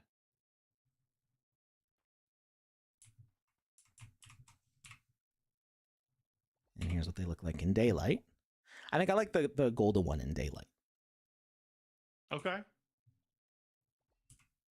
The silver one at night, the golden one at day. It's called having multiple outfits for multiple occasions, Alex. And here you can see the good planks. Question from Bert Z over on Twitch. They asked, is Wizzy's golden space helmet deemed a hat? I'm going to guess that it is Yes. because it goes in the head slot, but Alex is the final judge on this. Yeah, it is a Wizzy hat. I mean, Okay. it's a helmet, but it is hat-like. And you might have noticed the like springy thing. The springiness of it is supposed to mimic portion. The hat portion. Yeah. It's just it's a cyberpunk hat.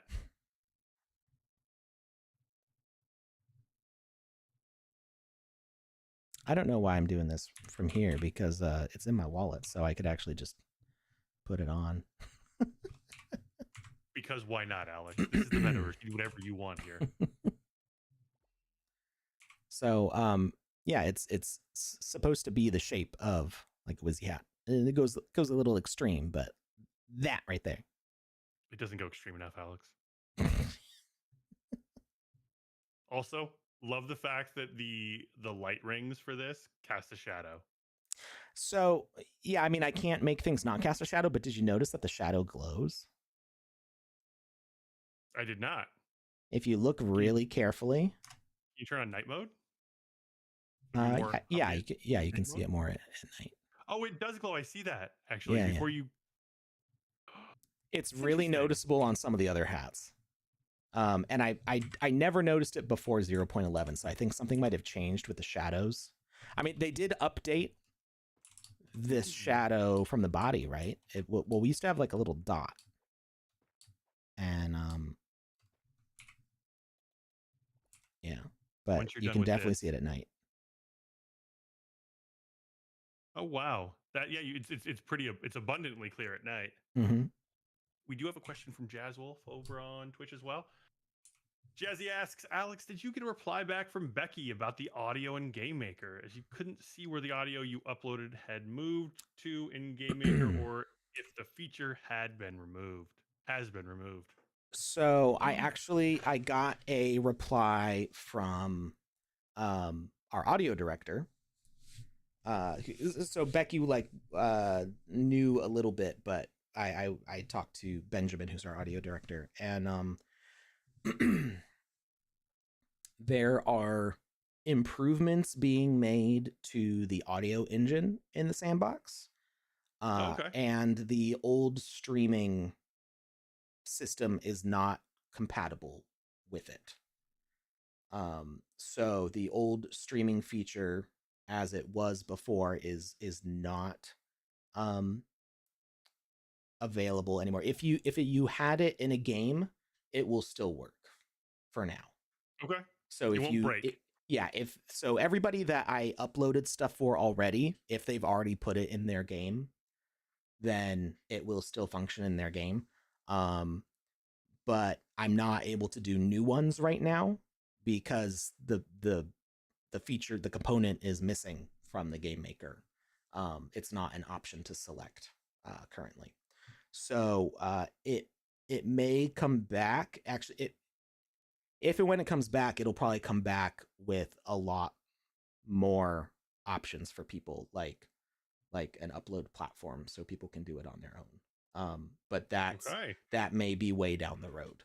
So for right now, that streaming audio feature has gone away in favor of the fact that we've got over 1,000 sound clips with more on the way in the audio library for people to use in their games right now.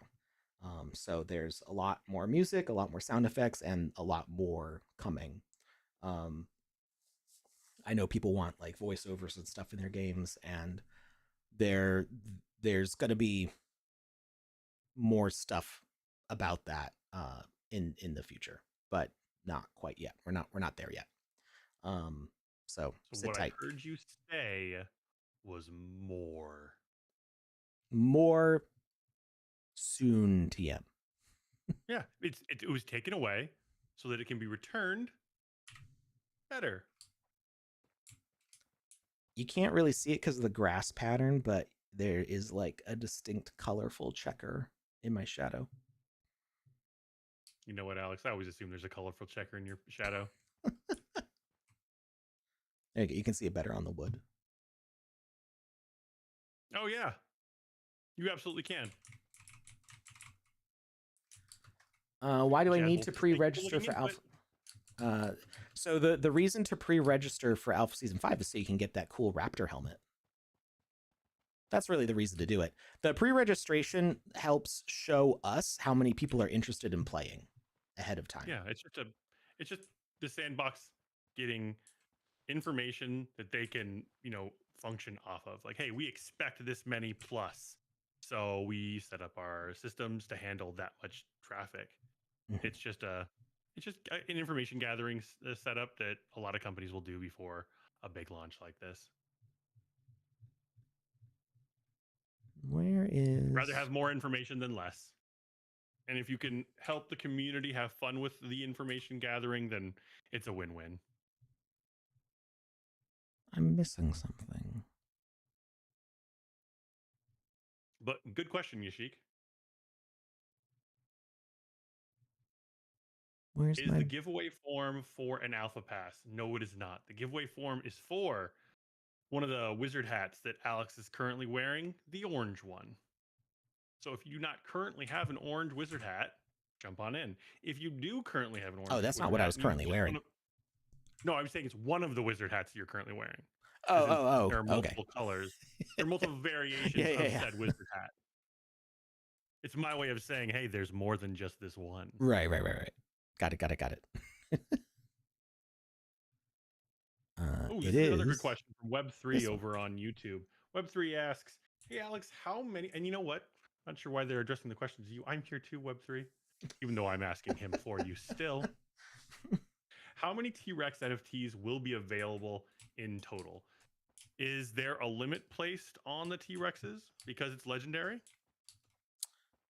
So I think the legendary is not related to scarcity, it's related to price and prize. Like you get more EP out of it. You get a bigger dinosaur. But I don't think it's related to the scarcity. I think it's an open edition mint. Because if you go to OpenSea, does open edition mean that it, however many people mint it, that's how many get minted, and then it closes down? I believe so. Okay. If you look at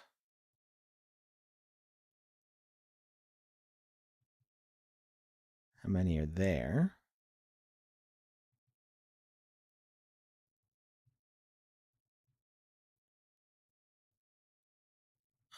species. So it's actually it's inverted right now. More people have minted the Tyrannosaurus than anything else. Which makes sense. Like if you only have enough sand to get the Tyrannosaurus, then like I would get the Tyrannosaurus because it's like more EP than the other ones combined.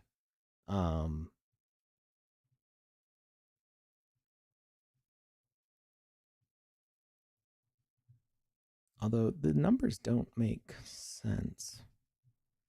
It says that there's 24,422 results. But then... So while you're looking through that, an open edition mint means there's no cap on supply, generally speaking, no cap on supply. Unlike limited editions where only a set number of NFTs can ever exist, open editions allow anyone to mint as many as they want. In this situation, individuals are limited to one per dinosaur type, but only while the mint is open, and it's time limited. The mint typically stays open for a defined period of time. Once that window closes, no more NFTs can be minted, and the total number minted becomes the final supply. So also, same artwork and design. All NFTs in the open edition are generally identical in design and metadata. So this is me. I just asked ChatGPT, generally speaking, what is an open edition mint regarding NFTs? So this is just speaking in generalities, not specifically for the sandbox, but I think all this applies to this situation as well.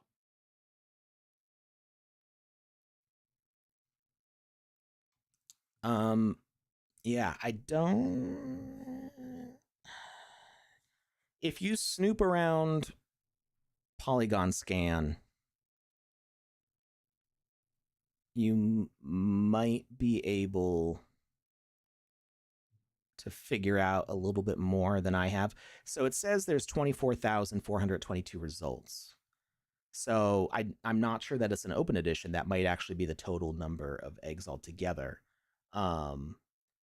Okay. I don't know if they're evenly distributed or if there's like a different ratio of one egg to another egg. Okay, so we might need to retract what we just said and gather some info before we proceed with an answer. I can see that there's been 335 minted. Mm-hmm. But then it says that there's 24,000 results for the collection. So I have a feeling that the unminted ones are like hidden. Lauren Soul says on my dash it says 613 legendary. For what? 1,500 owners. That number doesn't make sense for how many are minted. So I think maybe the metadata is not. Actually, these ones they don't, because they're showing all the faces. They're like unclaimed, basically. Okay. Like they haven't established their metadata in the collection yet. So that's probably part of what's messing with the results here. I'm not sure. We're gonna have to look into it and get back to you all. Sometimes you can figure that stuff out on Polygon Scan and OpenSea, but other times it's a little more complicated. So I'm really not sure. Okay, I do have my Giant Slayer. It's not showing up in my inventory, but I did just transfer it back after it's been in the council account for a long time. I missed my Giant Slayer. That's fair. I'm surprised. One of my favorite swords is the Ice Rapier. And one of the things that I'm learning about me in the sandbox is I really enjoy like the minimalist stuff. The stuff that is smaller and sometimes hidden, almost like the Ring of Power or the Power Ring. Like it's just so small and it's right there, but it's there. I like the stuff that's kind of hidden. And I really like the Ice Rapier because I can still see my avatar completely when I'm holding it. It doesn't obscure my view or my vision at all.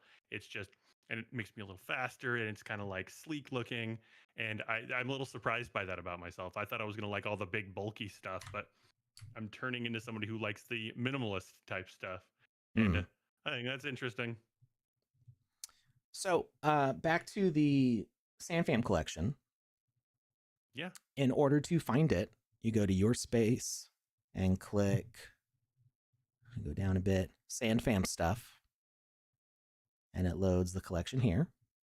And so I will be adding things. Once I can get that form up, I'll post it to that Twitter thread, and that form will be open until it fills up. But just to kind of show you how these things are used, real quickly.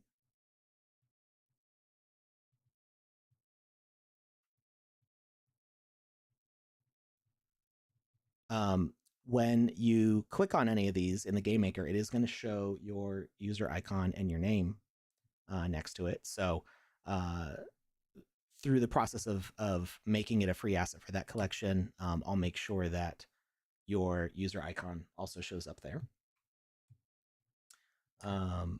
And then for these, I like locking the holding shift to lock to the grid, and then setting the grid to 0.5 because then you could just easily tile them up.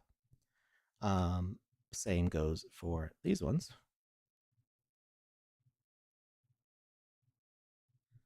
And they have a center pivot. So you can just click on them and flip them 180 in whatever direction you want. It totally reminded me of like a trap door from a cartoon. So that way you can vary the pattern.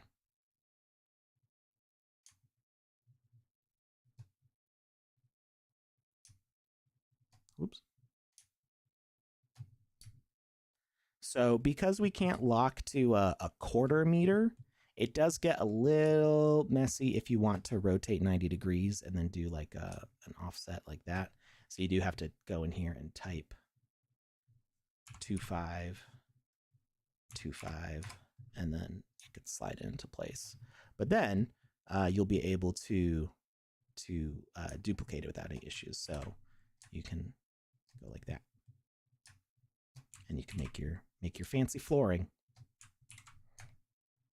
or build a cabin out of it, or a pile of logs, pile of planks. I mean, you could even make these all collisions plus gravity.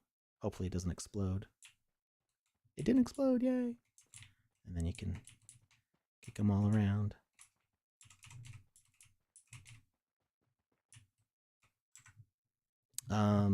So yeah, I was really happy with the way that turned out.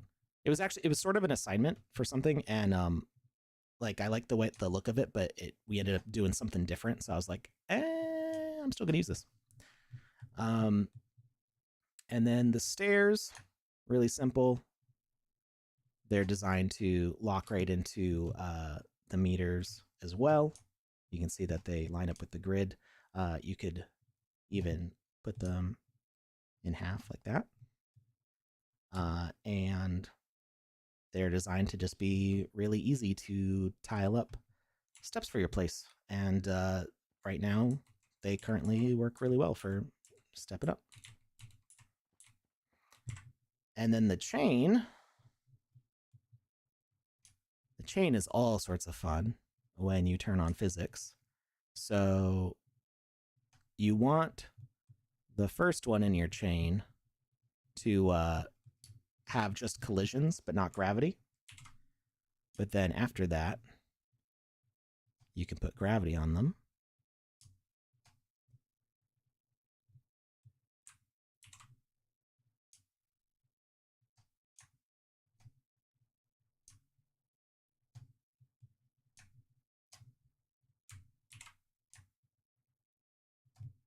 Like that.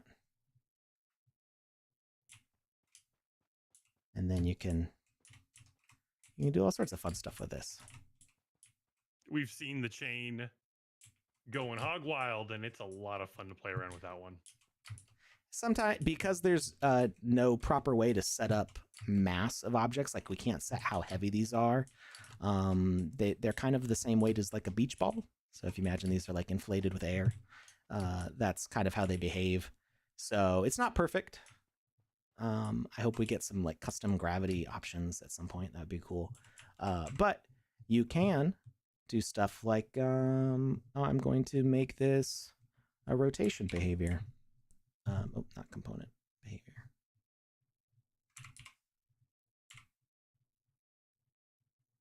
And sure, why not? So we can see that the chain's going to move down. Oh, it might actually break. Oh, ooh, ooh. Oh, it shoved off one link. So whenever and you were the weakest link. Whenever the game encounters like a physical impossibility, like these objects will not the rotation can't stop. It's like when an unstoppable force meets an unmovable object, the unmovable object will be moved and the unstoppable force will not be stopped in this case. So that rotation is the rotation is going to happen even if it's physically impossible. Okay. The rotation, yeah, the rotation has to happen. Nothing can stop this rotation, even physics.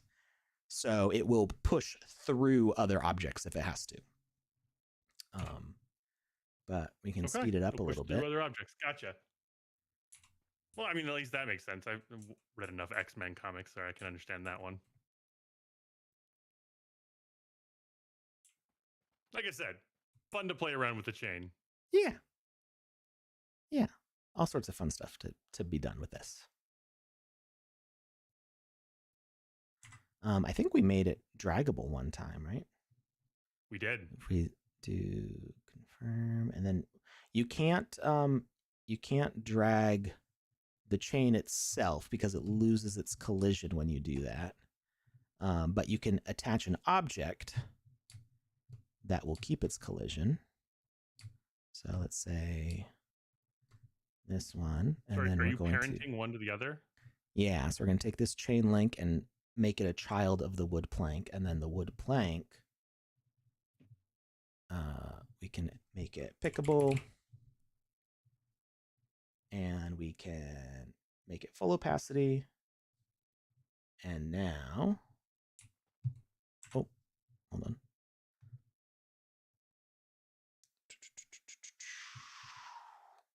Oh, wait, were we able to do it? I know we worked on it. I don't remember what the results were. So we may have worked on it and it was unsuccessful, but I do remember us giving that a go. What? Where are you going? Come back. I know. This can't have. It just has Too to be much collisions. swag. That chain is just too big, Alex. Can't wear it around your neck no matter what you do to the physics. Oh, yeet!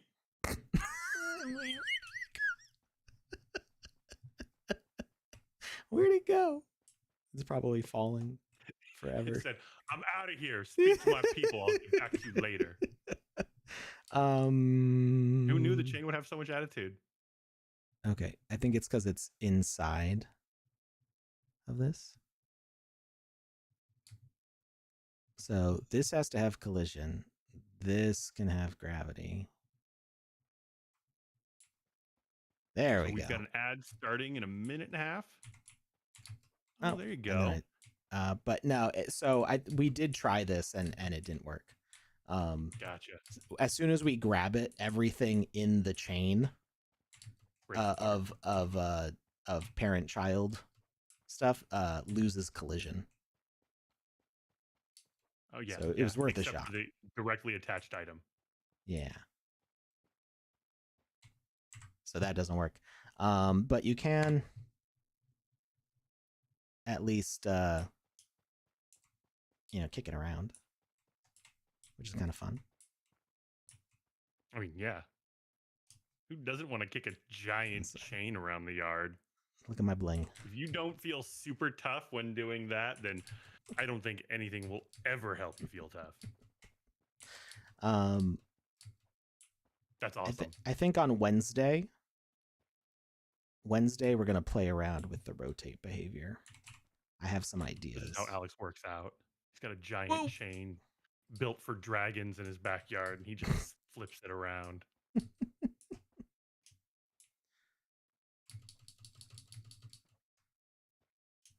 All right. I'm having too much fun. Like I said, the chain is fun. Yeah. I was not speaking sarcastically. All right. So those are the objects currently in this space. What I plan on adding sometime in the next week is a 0.5 meter length board, so that way you can fill in little square gaps that are left behind when using these pieces, and some sort of wrecking ball to put on the end of the chain. There you go. Yeah. And so those are free for you to use forever. They will always be in this SandFam stuff collection. And hopefully sometime next week, I'll be able to open up the forum. One way or another, I will, whether it's on my Sandbox official email or my council email. And you'll be able to submit your creations that you want to make free forever for people, irrevocably. Because once they're in this collection, We can't That's it. unfree them.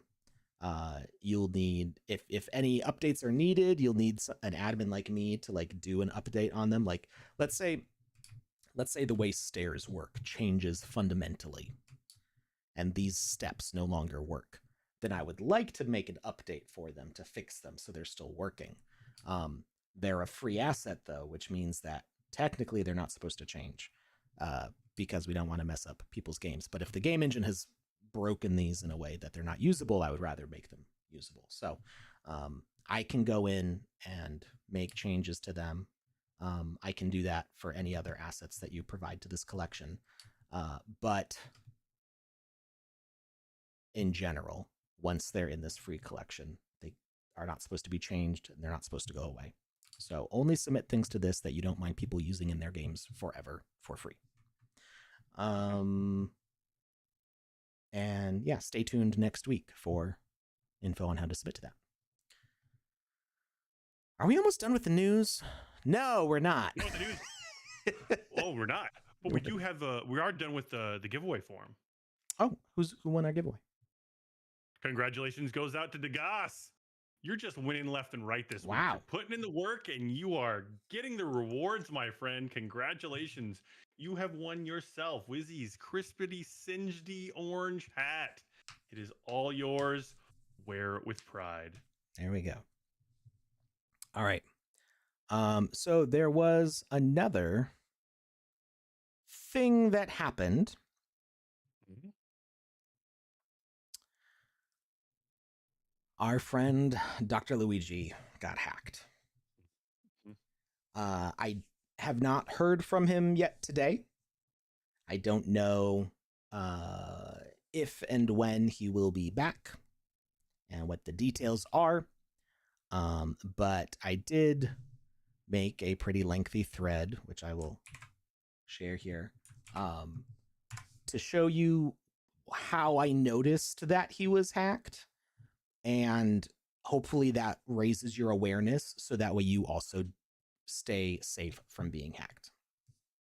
So, the first thing that happened is that he sent me a DM on Discord, which is not something that happens very often with him. So that was the first of like, oh, hey, Dr. Luigi's talking to me. I wonder what's up.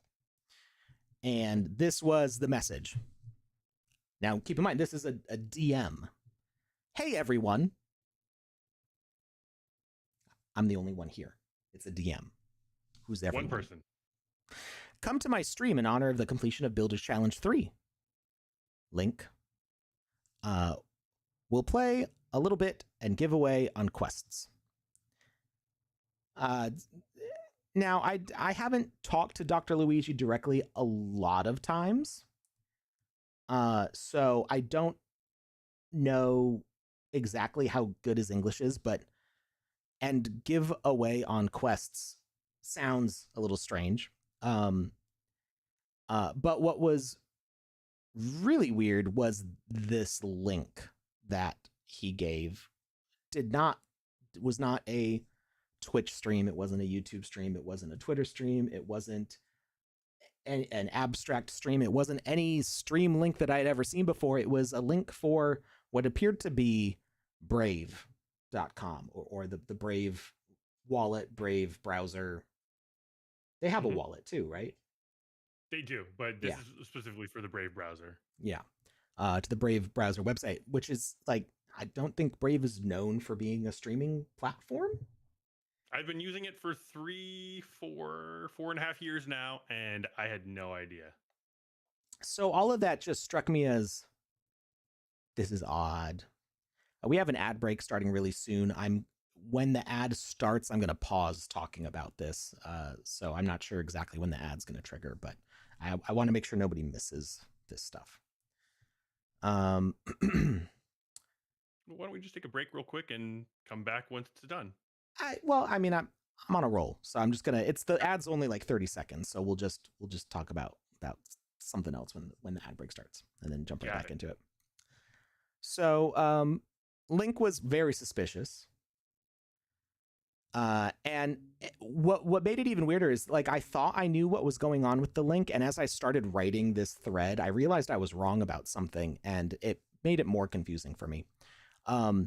So don't type this out. Don't type this in your browser, but what I saw was brave.com.ps. My first thought was that Ad this break was going. okay. All right, we got the ad break. So how you doing, Lucas? You're leaving them on a cliffhanger, Alex. When you Yeah. said my first thought was, and then an ad break kicked in, so Yeah. it was perfect. Now they're like, wait, what was his first thought? I must know. Tell me more, Alex. Tell me more. Tune in, same bat time, same bat channel. I love the fact that that's still a thing. People still say that. I mean, Adam West went off the air as Batman how many decades ago? And that I just think it was the 70s. integrated itself with the cultural zeitgeist. And it's a thing that I hear. Like my neighbor's 14-year-old kid said it. And I was like, do you know what that's from? And she was like, it's from Batman. And I was like, yeah, but do you Like, know obviously. what Batman?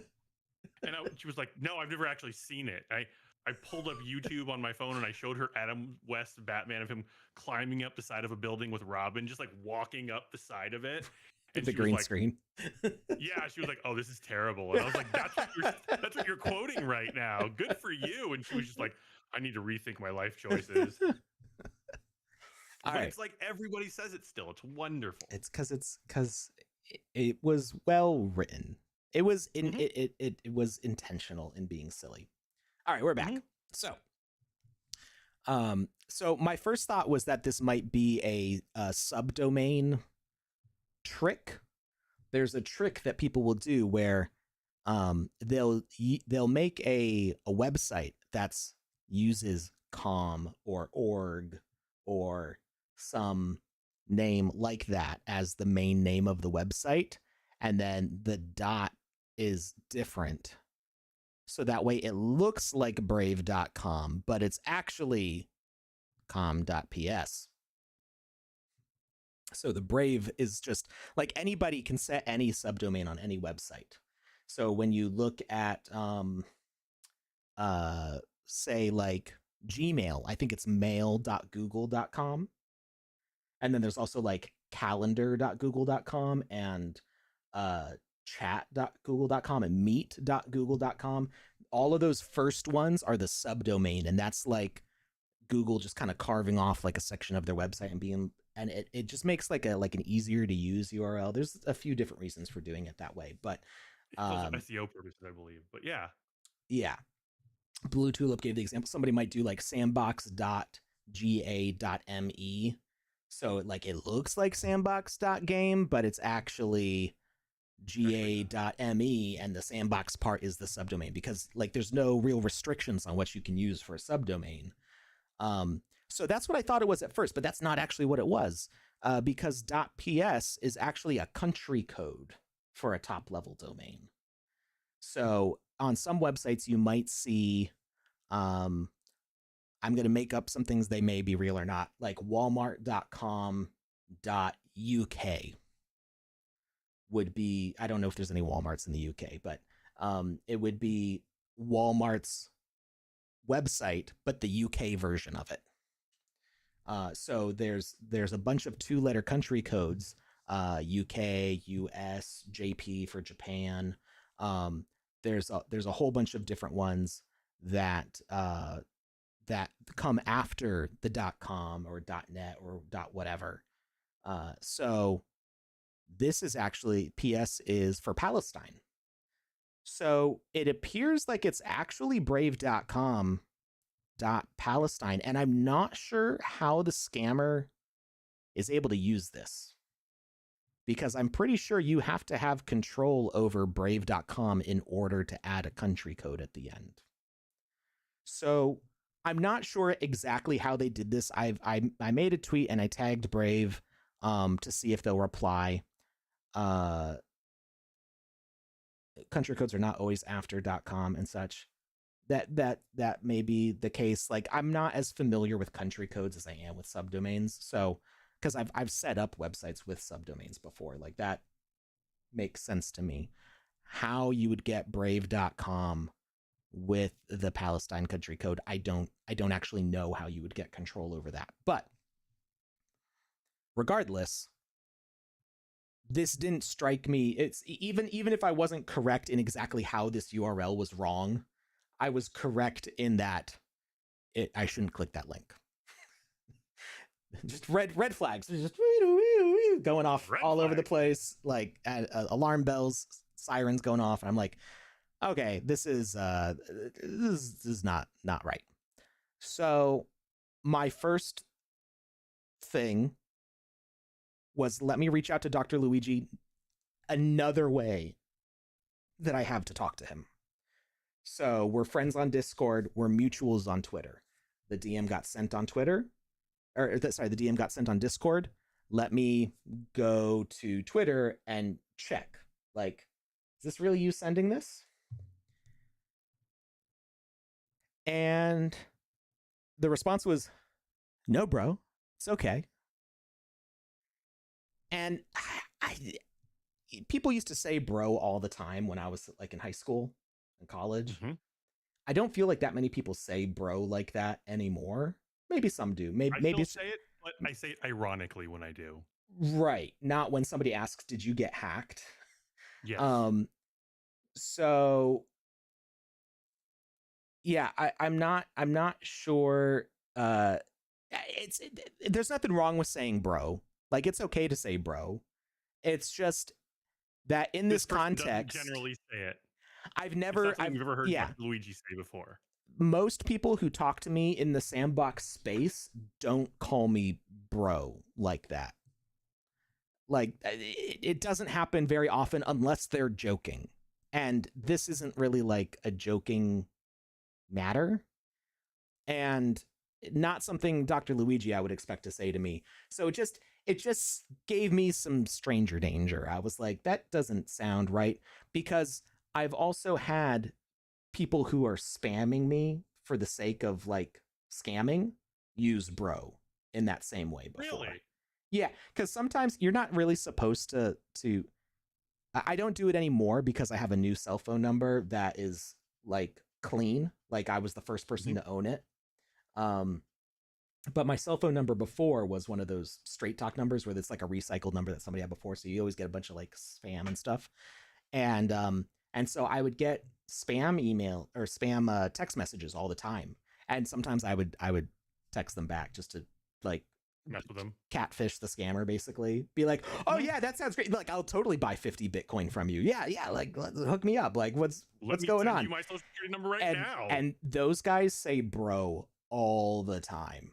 And I think that's why I get like a little when I see tingly. Bro like that. Yeah, I'm like, that's weird. So I questioned the domain, and I admit I'm not familiar with Brave. Like, I've never heard of Brave being a streaming platform before. And he goes, it's a shrinking country. Come on over if you want. And I'm like, to the PS country code to Palestine? Like, what is that? I don't even know what this means. Like, what's going on? So that didn't do anything to remove the red flags. So I noticed that I had a notification because Dr. Luigi had tagged me in this tweet where he says, my Discord was hacked. Please do not respond to any messages from me. I'm working on restoring and will update you soon. When I clicked on that tweet, it was already deleted. That's another red flag, because it means that not only has the hacker gotten into his Discord and his Twitter, but he was trying to stop the flow of truthful information on Twitter by deleting these tweets and making sure that Dr. Luigi could not get the word out to warn people. So this scammer messaged the wrong person, though, because all of this happened within like 20 minutes. Not even like at this point, I think I was like 10-15 minutes into it. So I react pretty fast to this when it comes up. So first thing I did was to reach out to the Sandbox global community manager and make sure that Dr. Luigi, who is an ambassador on the Sandbox and the Wizzyverse, was not actively sharing scam links, or the account was not actively sharing scam links on those Discords. he had already been muted on Discord, so that way he couldn't say anything. And I removed all of his roles and timed him out on our Discord. Actually, I eventually kicked him off of the Wizzyverse Discord. If Dr. Luigi restores his account, he can come back, but I didn't want him using our Discord as a shopping list for targets. It's fair. Because that's what Wise scammers decision. will do, is when they're in a Discord, they will go like, oh, there's all these people who are in this space, and these people have nice things. Let's go after them. So I didn't want to give him access to more stuff than he needed to be able to have. So having kind of triaged the situation, making sure that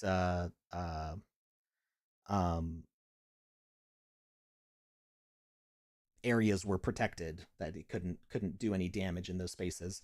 I also at this point I also put out a tweet sharing the fact of this, and tagged the accounts for all of the Discords that we shared together, because Dr. Luigi and I are both in a whole bunch of different Discords for like Sandstorm, Sandrush, Artifact.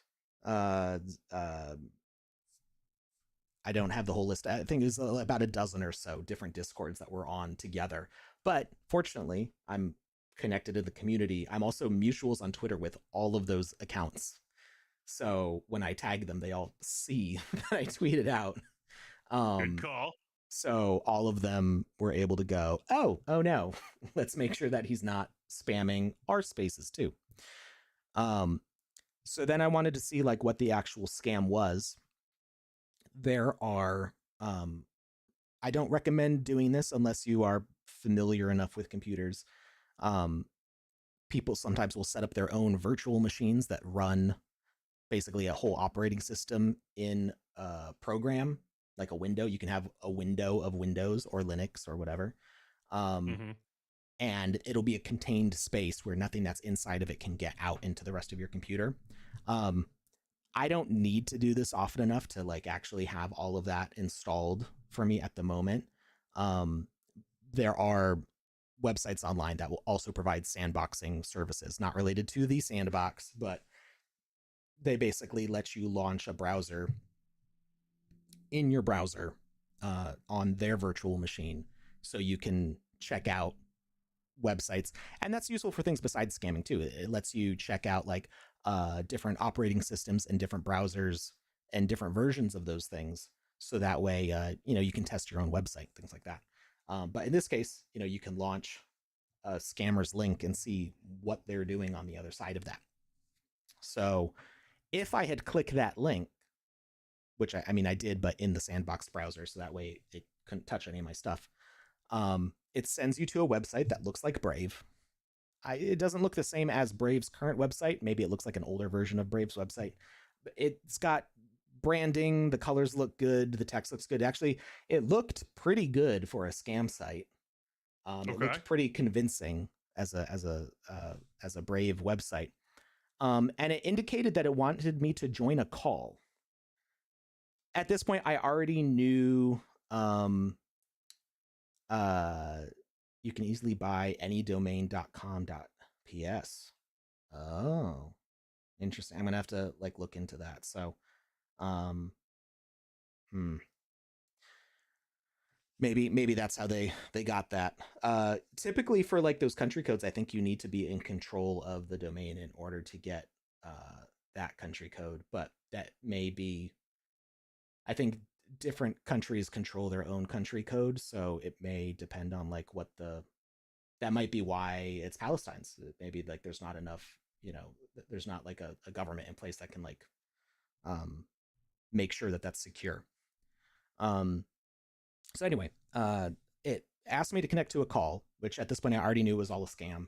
And I knew to not connect to a call, but also it said it was supposed to be a stream. So why is it trying to connect me to a call? There are some people in the community who did click the link, so they saw this screen and went, "It's trying to connect me to a call." Like that should be like, who sends you a Zoom link to watch them play a game? Like, quite strange. It's very strange. So then the browser window goes, your browser's not compatible with this call. Download our app. No, don't do any of that. And the danger here, is that if they install something on your computer besides whatever is being just malicious, what they can do is they can install keyloggers, so they see you typing in your passwords to your computer itself for administrative access, to your various accounts online, to your MetaMask or whatever wallet you're unlocking, so that they can unlock it. Once they've unlocked your MetaMask, they can export your private key, and then they can control your wallet. You can totally wipe your computer, but because they had your password to your MetaMask and they extracted your secret key, your private key, they now can control your wallet. So you need a new wallet. And like that can happen so fast. It takes seconds for them to get that kind of stuff. They'll just sit there waiting. Just listening to this, and I'm not even doing anything right now. They'll just yeah, I don't plan on making a Kamisazi website, so I mean, somebody could buy it, but I'm not like there's no Kamisazi.com anyway. At least not that I know of. But yeah, so they can they can sit there with a keylogger, watching every key that you press, waiting for you to unlock your wallet. If they're in a call, they may ask you to do something like that. They may get you into a call and be like, oh yes, I'm totally this person. Hey, we're hanging out, we're vibing. Hey, can you send me like 5 sand so I can get this thing? Or what's your wallet address? Unlock your wallet and copy your wallet address so that way so I can send you 5 sand. Right? So there's all these sorts of tricks that they'll use to get you to unlock something. And even if you leave the call, they could still be accessing your computer because you installed software from them. So that keylogger can run even if you're not connected to the call anymore. That keylogger could run while you're offline and just wait for you to come back online to report what you typed while you were disconnected from the internet. They could remote access your screen to see what's on your screen. It's even possible for them to remote access your screen, block your view of it, and then remotely control your computer.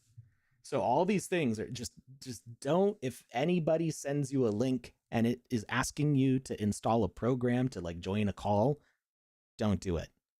Don't do it. If you have a scheduled Zoom meeting with somebody, go to Zoom's website and install Zoom's program. If somebody wants you to Google Meet, that can all happen in your Chrome browser. You don't have to install anything for that. Like, use the actual real websites for these things and use your own scheduling tools. If somebody wants to schedule a meeting with you out of the blue, have them schedule with your scheduling software. Don't let a random person say, hey, schedule a meeting with me that you've never talked to before. You don't know who this person is, and they're like, schedule a meeting with me here, and you're like, if you want to meet with me, you can schedule on my thing. So yeah, that's they'll use all these tricks to try to get you to download and install something that's going to give them access to look at or control your computer, and you don't want any of that to happen. So other good ideas besides just being hyper vigilant, be like, why am I clicking this link? Why is this person sending me a link? Why does this link send me to a place that wants to install something when I wouldn't need to install something normally? Is having a hardware wallet.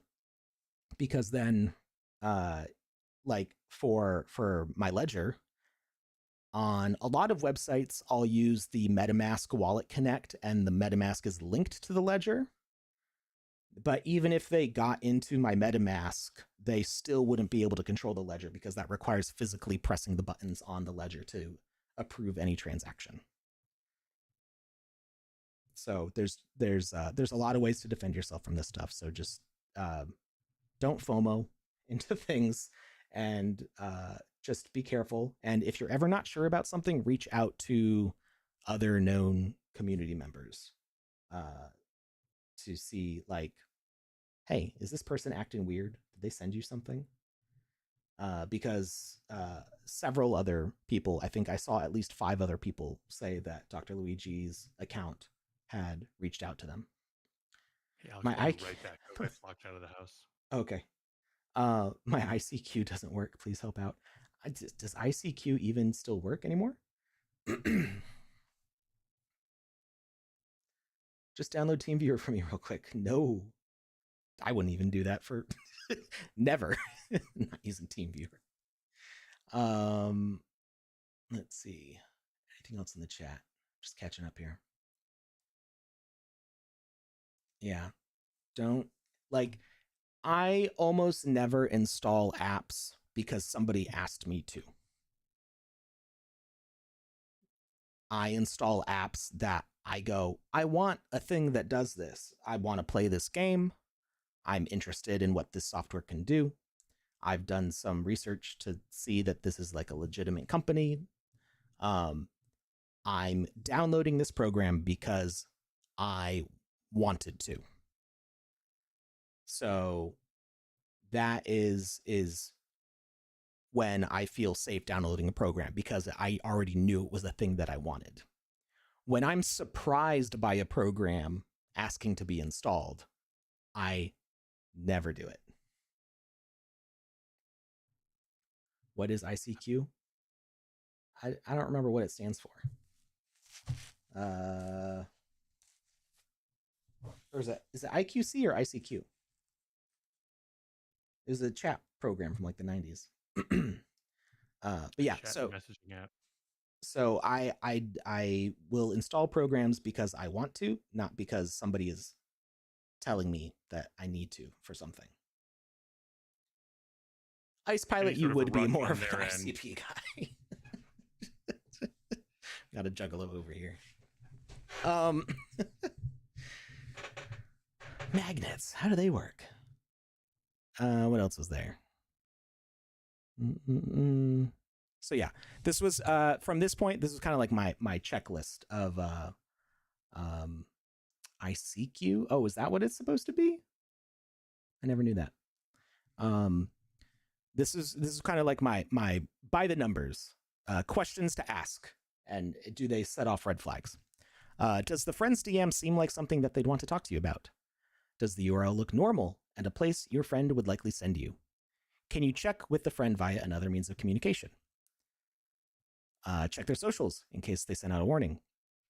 Do you really even want to click the link? Honestly, I have dodged several bullets by just not caring enough to engage. There was a big hack in, I think it was the Bored Ape Yacht Club Discord a long time ago, like several years ago. There was like some moderator or admin on that Discord like got hacked and was sharing bad links like from that account as like announcements, and it wrecked a few people and was a whole big thing. And I came back to the Discord like the next day, having not realized any of this happened, and everybody's like blah, blah, blah about it, and I was like, oh well, I wasn't paying attention. I most channels I have like announcements and stuff all muted. If somebody ats me, I'll see it, but if it's like out to everyone, I'll miss it. So there's nothing that I really need to rush into. So like, again, it's about me wanting to engage that, not an alert going, oh, do this thing now. Like, click it, just do it. Like, no, not that interesting. About no. If you're nerdy enough, use a Sandbox virtual machine to check out where the link goes to in a safe way. Again, that's I don't know as much as I think I should about doing stuff like that, but in general, like, don't pursue that particular one unless you're feeling confident in it. Don't join random Zoom or other calls when you're not expecting to. Don't download any software you aren't seeking out. If you somehow find yourself in one of these calls, don't unlock your wallet. which should always be locked by default. Don't type any passwords. Don't accept any file transfers. Don't approve screen sharing. Be prickly like a porcupine. Scammers are usually impatient. Like, They try to rush you. if you are in one of those calls and you're like, wait, this doesn't seem right, disconnect from the Just unplug your call. computer. You could do that. Some steps that I would go through would probably be to disconnect from the internet, restart your computer, run malware and antivirus software, and then potentially even do a full wipe, which is like the amount of like work stuff that I have going on and how many hard drives I have. I just can't. It'd be so much work to wipe my computer. A long time ago, like when I first got into the crypto space, like 3 years ago, I'm Mr. Hypervigilant. Like I'm super paranoid from real world to digital world. And I remember one time I was in a situation like this where I was sitting, somebody had sent out a scam link through the Radium Discord, and I had clicked on it, and it was like airdrop for the first 100 users that click this link and give this information. And I clicked on it, I got into it, and I realized after I was in it, something fishy was going on. I remember I pushed my computer over and ripped the internet cord out of the back of it. And granted, that was a little overkill, but I was one of like the few people that actually clicked on the link that didn't get hacked. Like I took the computer and like put it under my stairs and just like closed the door. It was like, I'll get back to you in a couple weeks. I used my laptop for like the next week or so until I had a friend come over who was super tech savvy, could help me isolate things and properly diagnose what had happened. Yeah. But like it's one of those things where if you're in it, just turn things off. Just get out, get away. Don't continue to engage. And yeah, when I say scammers are usually impatient, like they're trying to get as much money as fast as they can. And if you're putting any friction to like, no, I don't want to click that link, they're going to start, they might start coaxing first, but very quickly they tend to devolve to swearing at you and yelling at you. Yeah. Be like, why are you so stupid? Click to do this thing. It's easy. Why won't you just give me all your money? And then do yourself a favor, protect what's important with a hardware wallet. Every transaction I make with a ledger is inconvenient. Why did you redeem? I've seen that one. a guy who messes with scammers will like they'll tell him to like buy Steam gift cards and then he'll redeem them to his account and they're like, no, why'd you do it? Because he's just giving himself his own money and just wasting their time. But yeah, so typically my ledger sits in a fire safe. So if I want to make a transaction with it, I have to get my key, go to the fire safe, get it out, plug it into the computer, unlock the hardware wallet, unlock my MetaMask, approve the transactions from the hardware wallet. It's not fun, but it's good because it prevents me from doing things too quickly and without thinking about it. If it's hard for you, it's even harder for them. Yeah. All right. And we hope the best for Dr. Luigi. We hope it all gets sorted and that he hasn't lost a bunch of stuff. It may be a little while before we hear from him again, and we'll probably have to, I don't know how we'll vet him, but we'll make sure that he's the real Dr. Luigi. We'll ask him to please stand up. I need to talk to Dr. Mario, but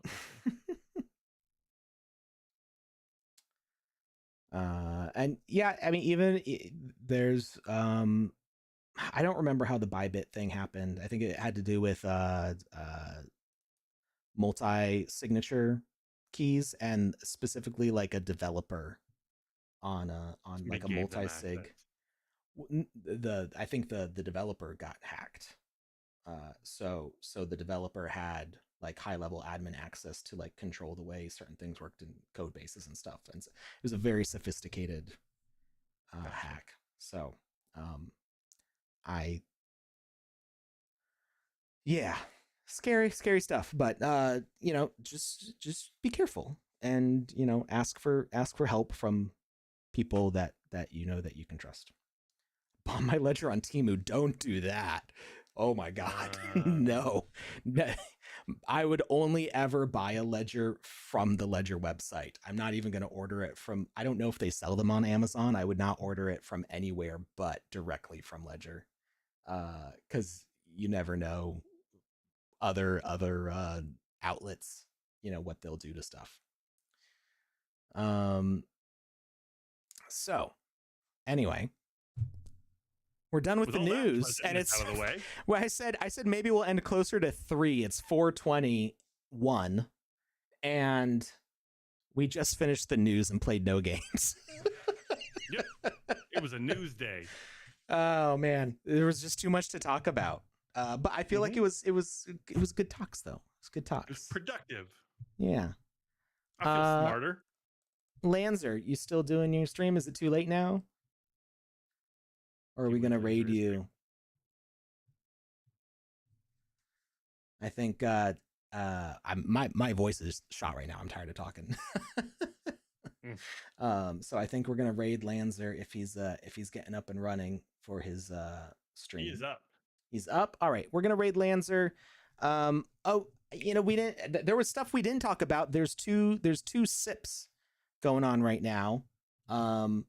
I am taking time this weekend to read them because I have not had a chance. There's just been way too much happening. But there's 2 proposals going on right now that close in, I think, 4 days. So I don't have a recommendation on how to vote on these. Actually, I think in general, I probably on stream, I'll refrain from suggesting how you should vote, but I may provide you information about what's going on. So I think these close on the 2nd, which is before our next. It is the day of our next stream, but they might close before our stream. So I'm not going to really be able to tell you about these because I haven't read them yet. There is the Chrysalis Quest, which is with a studio, I think. Gamified community management platform for creators in the sandbox, customizable missions. This sounds kind of like what I pitched. Yulewolf and Grumish are working on it. We've seen Yulewolf in the stream a whole bunch of times. So check that out. I'm definitely gonna read in depth on this over this weekend.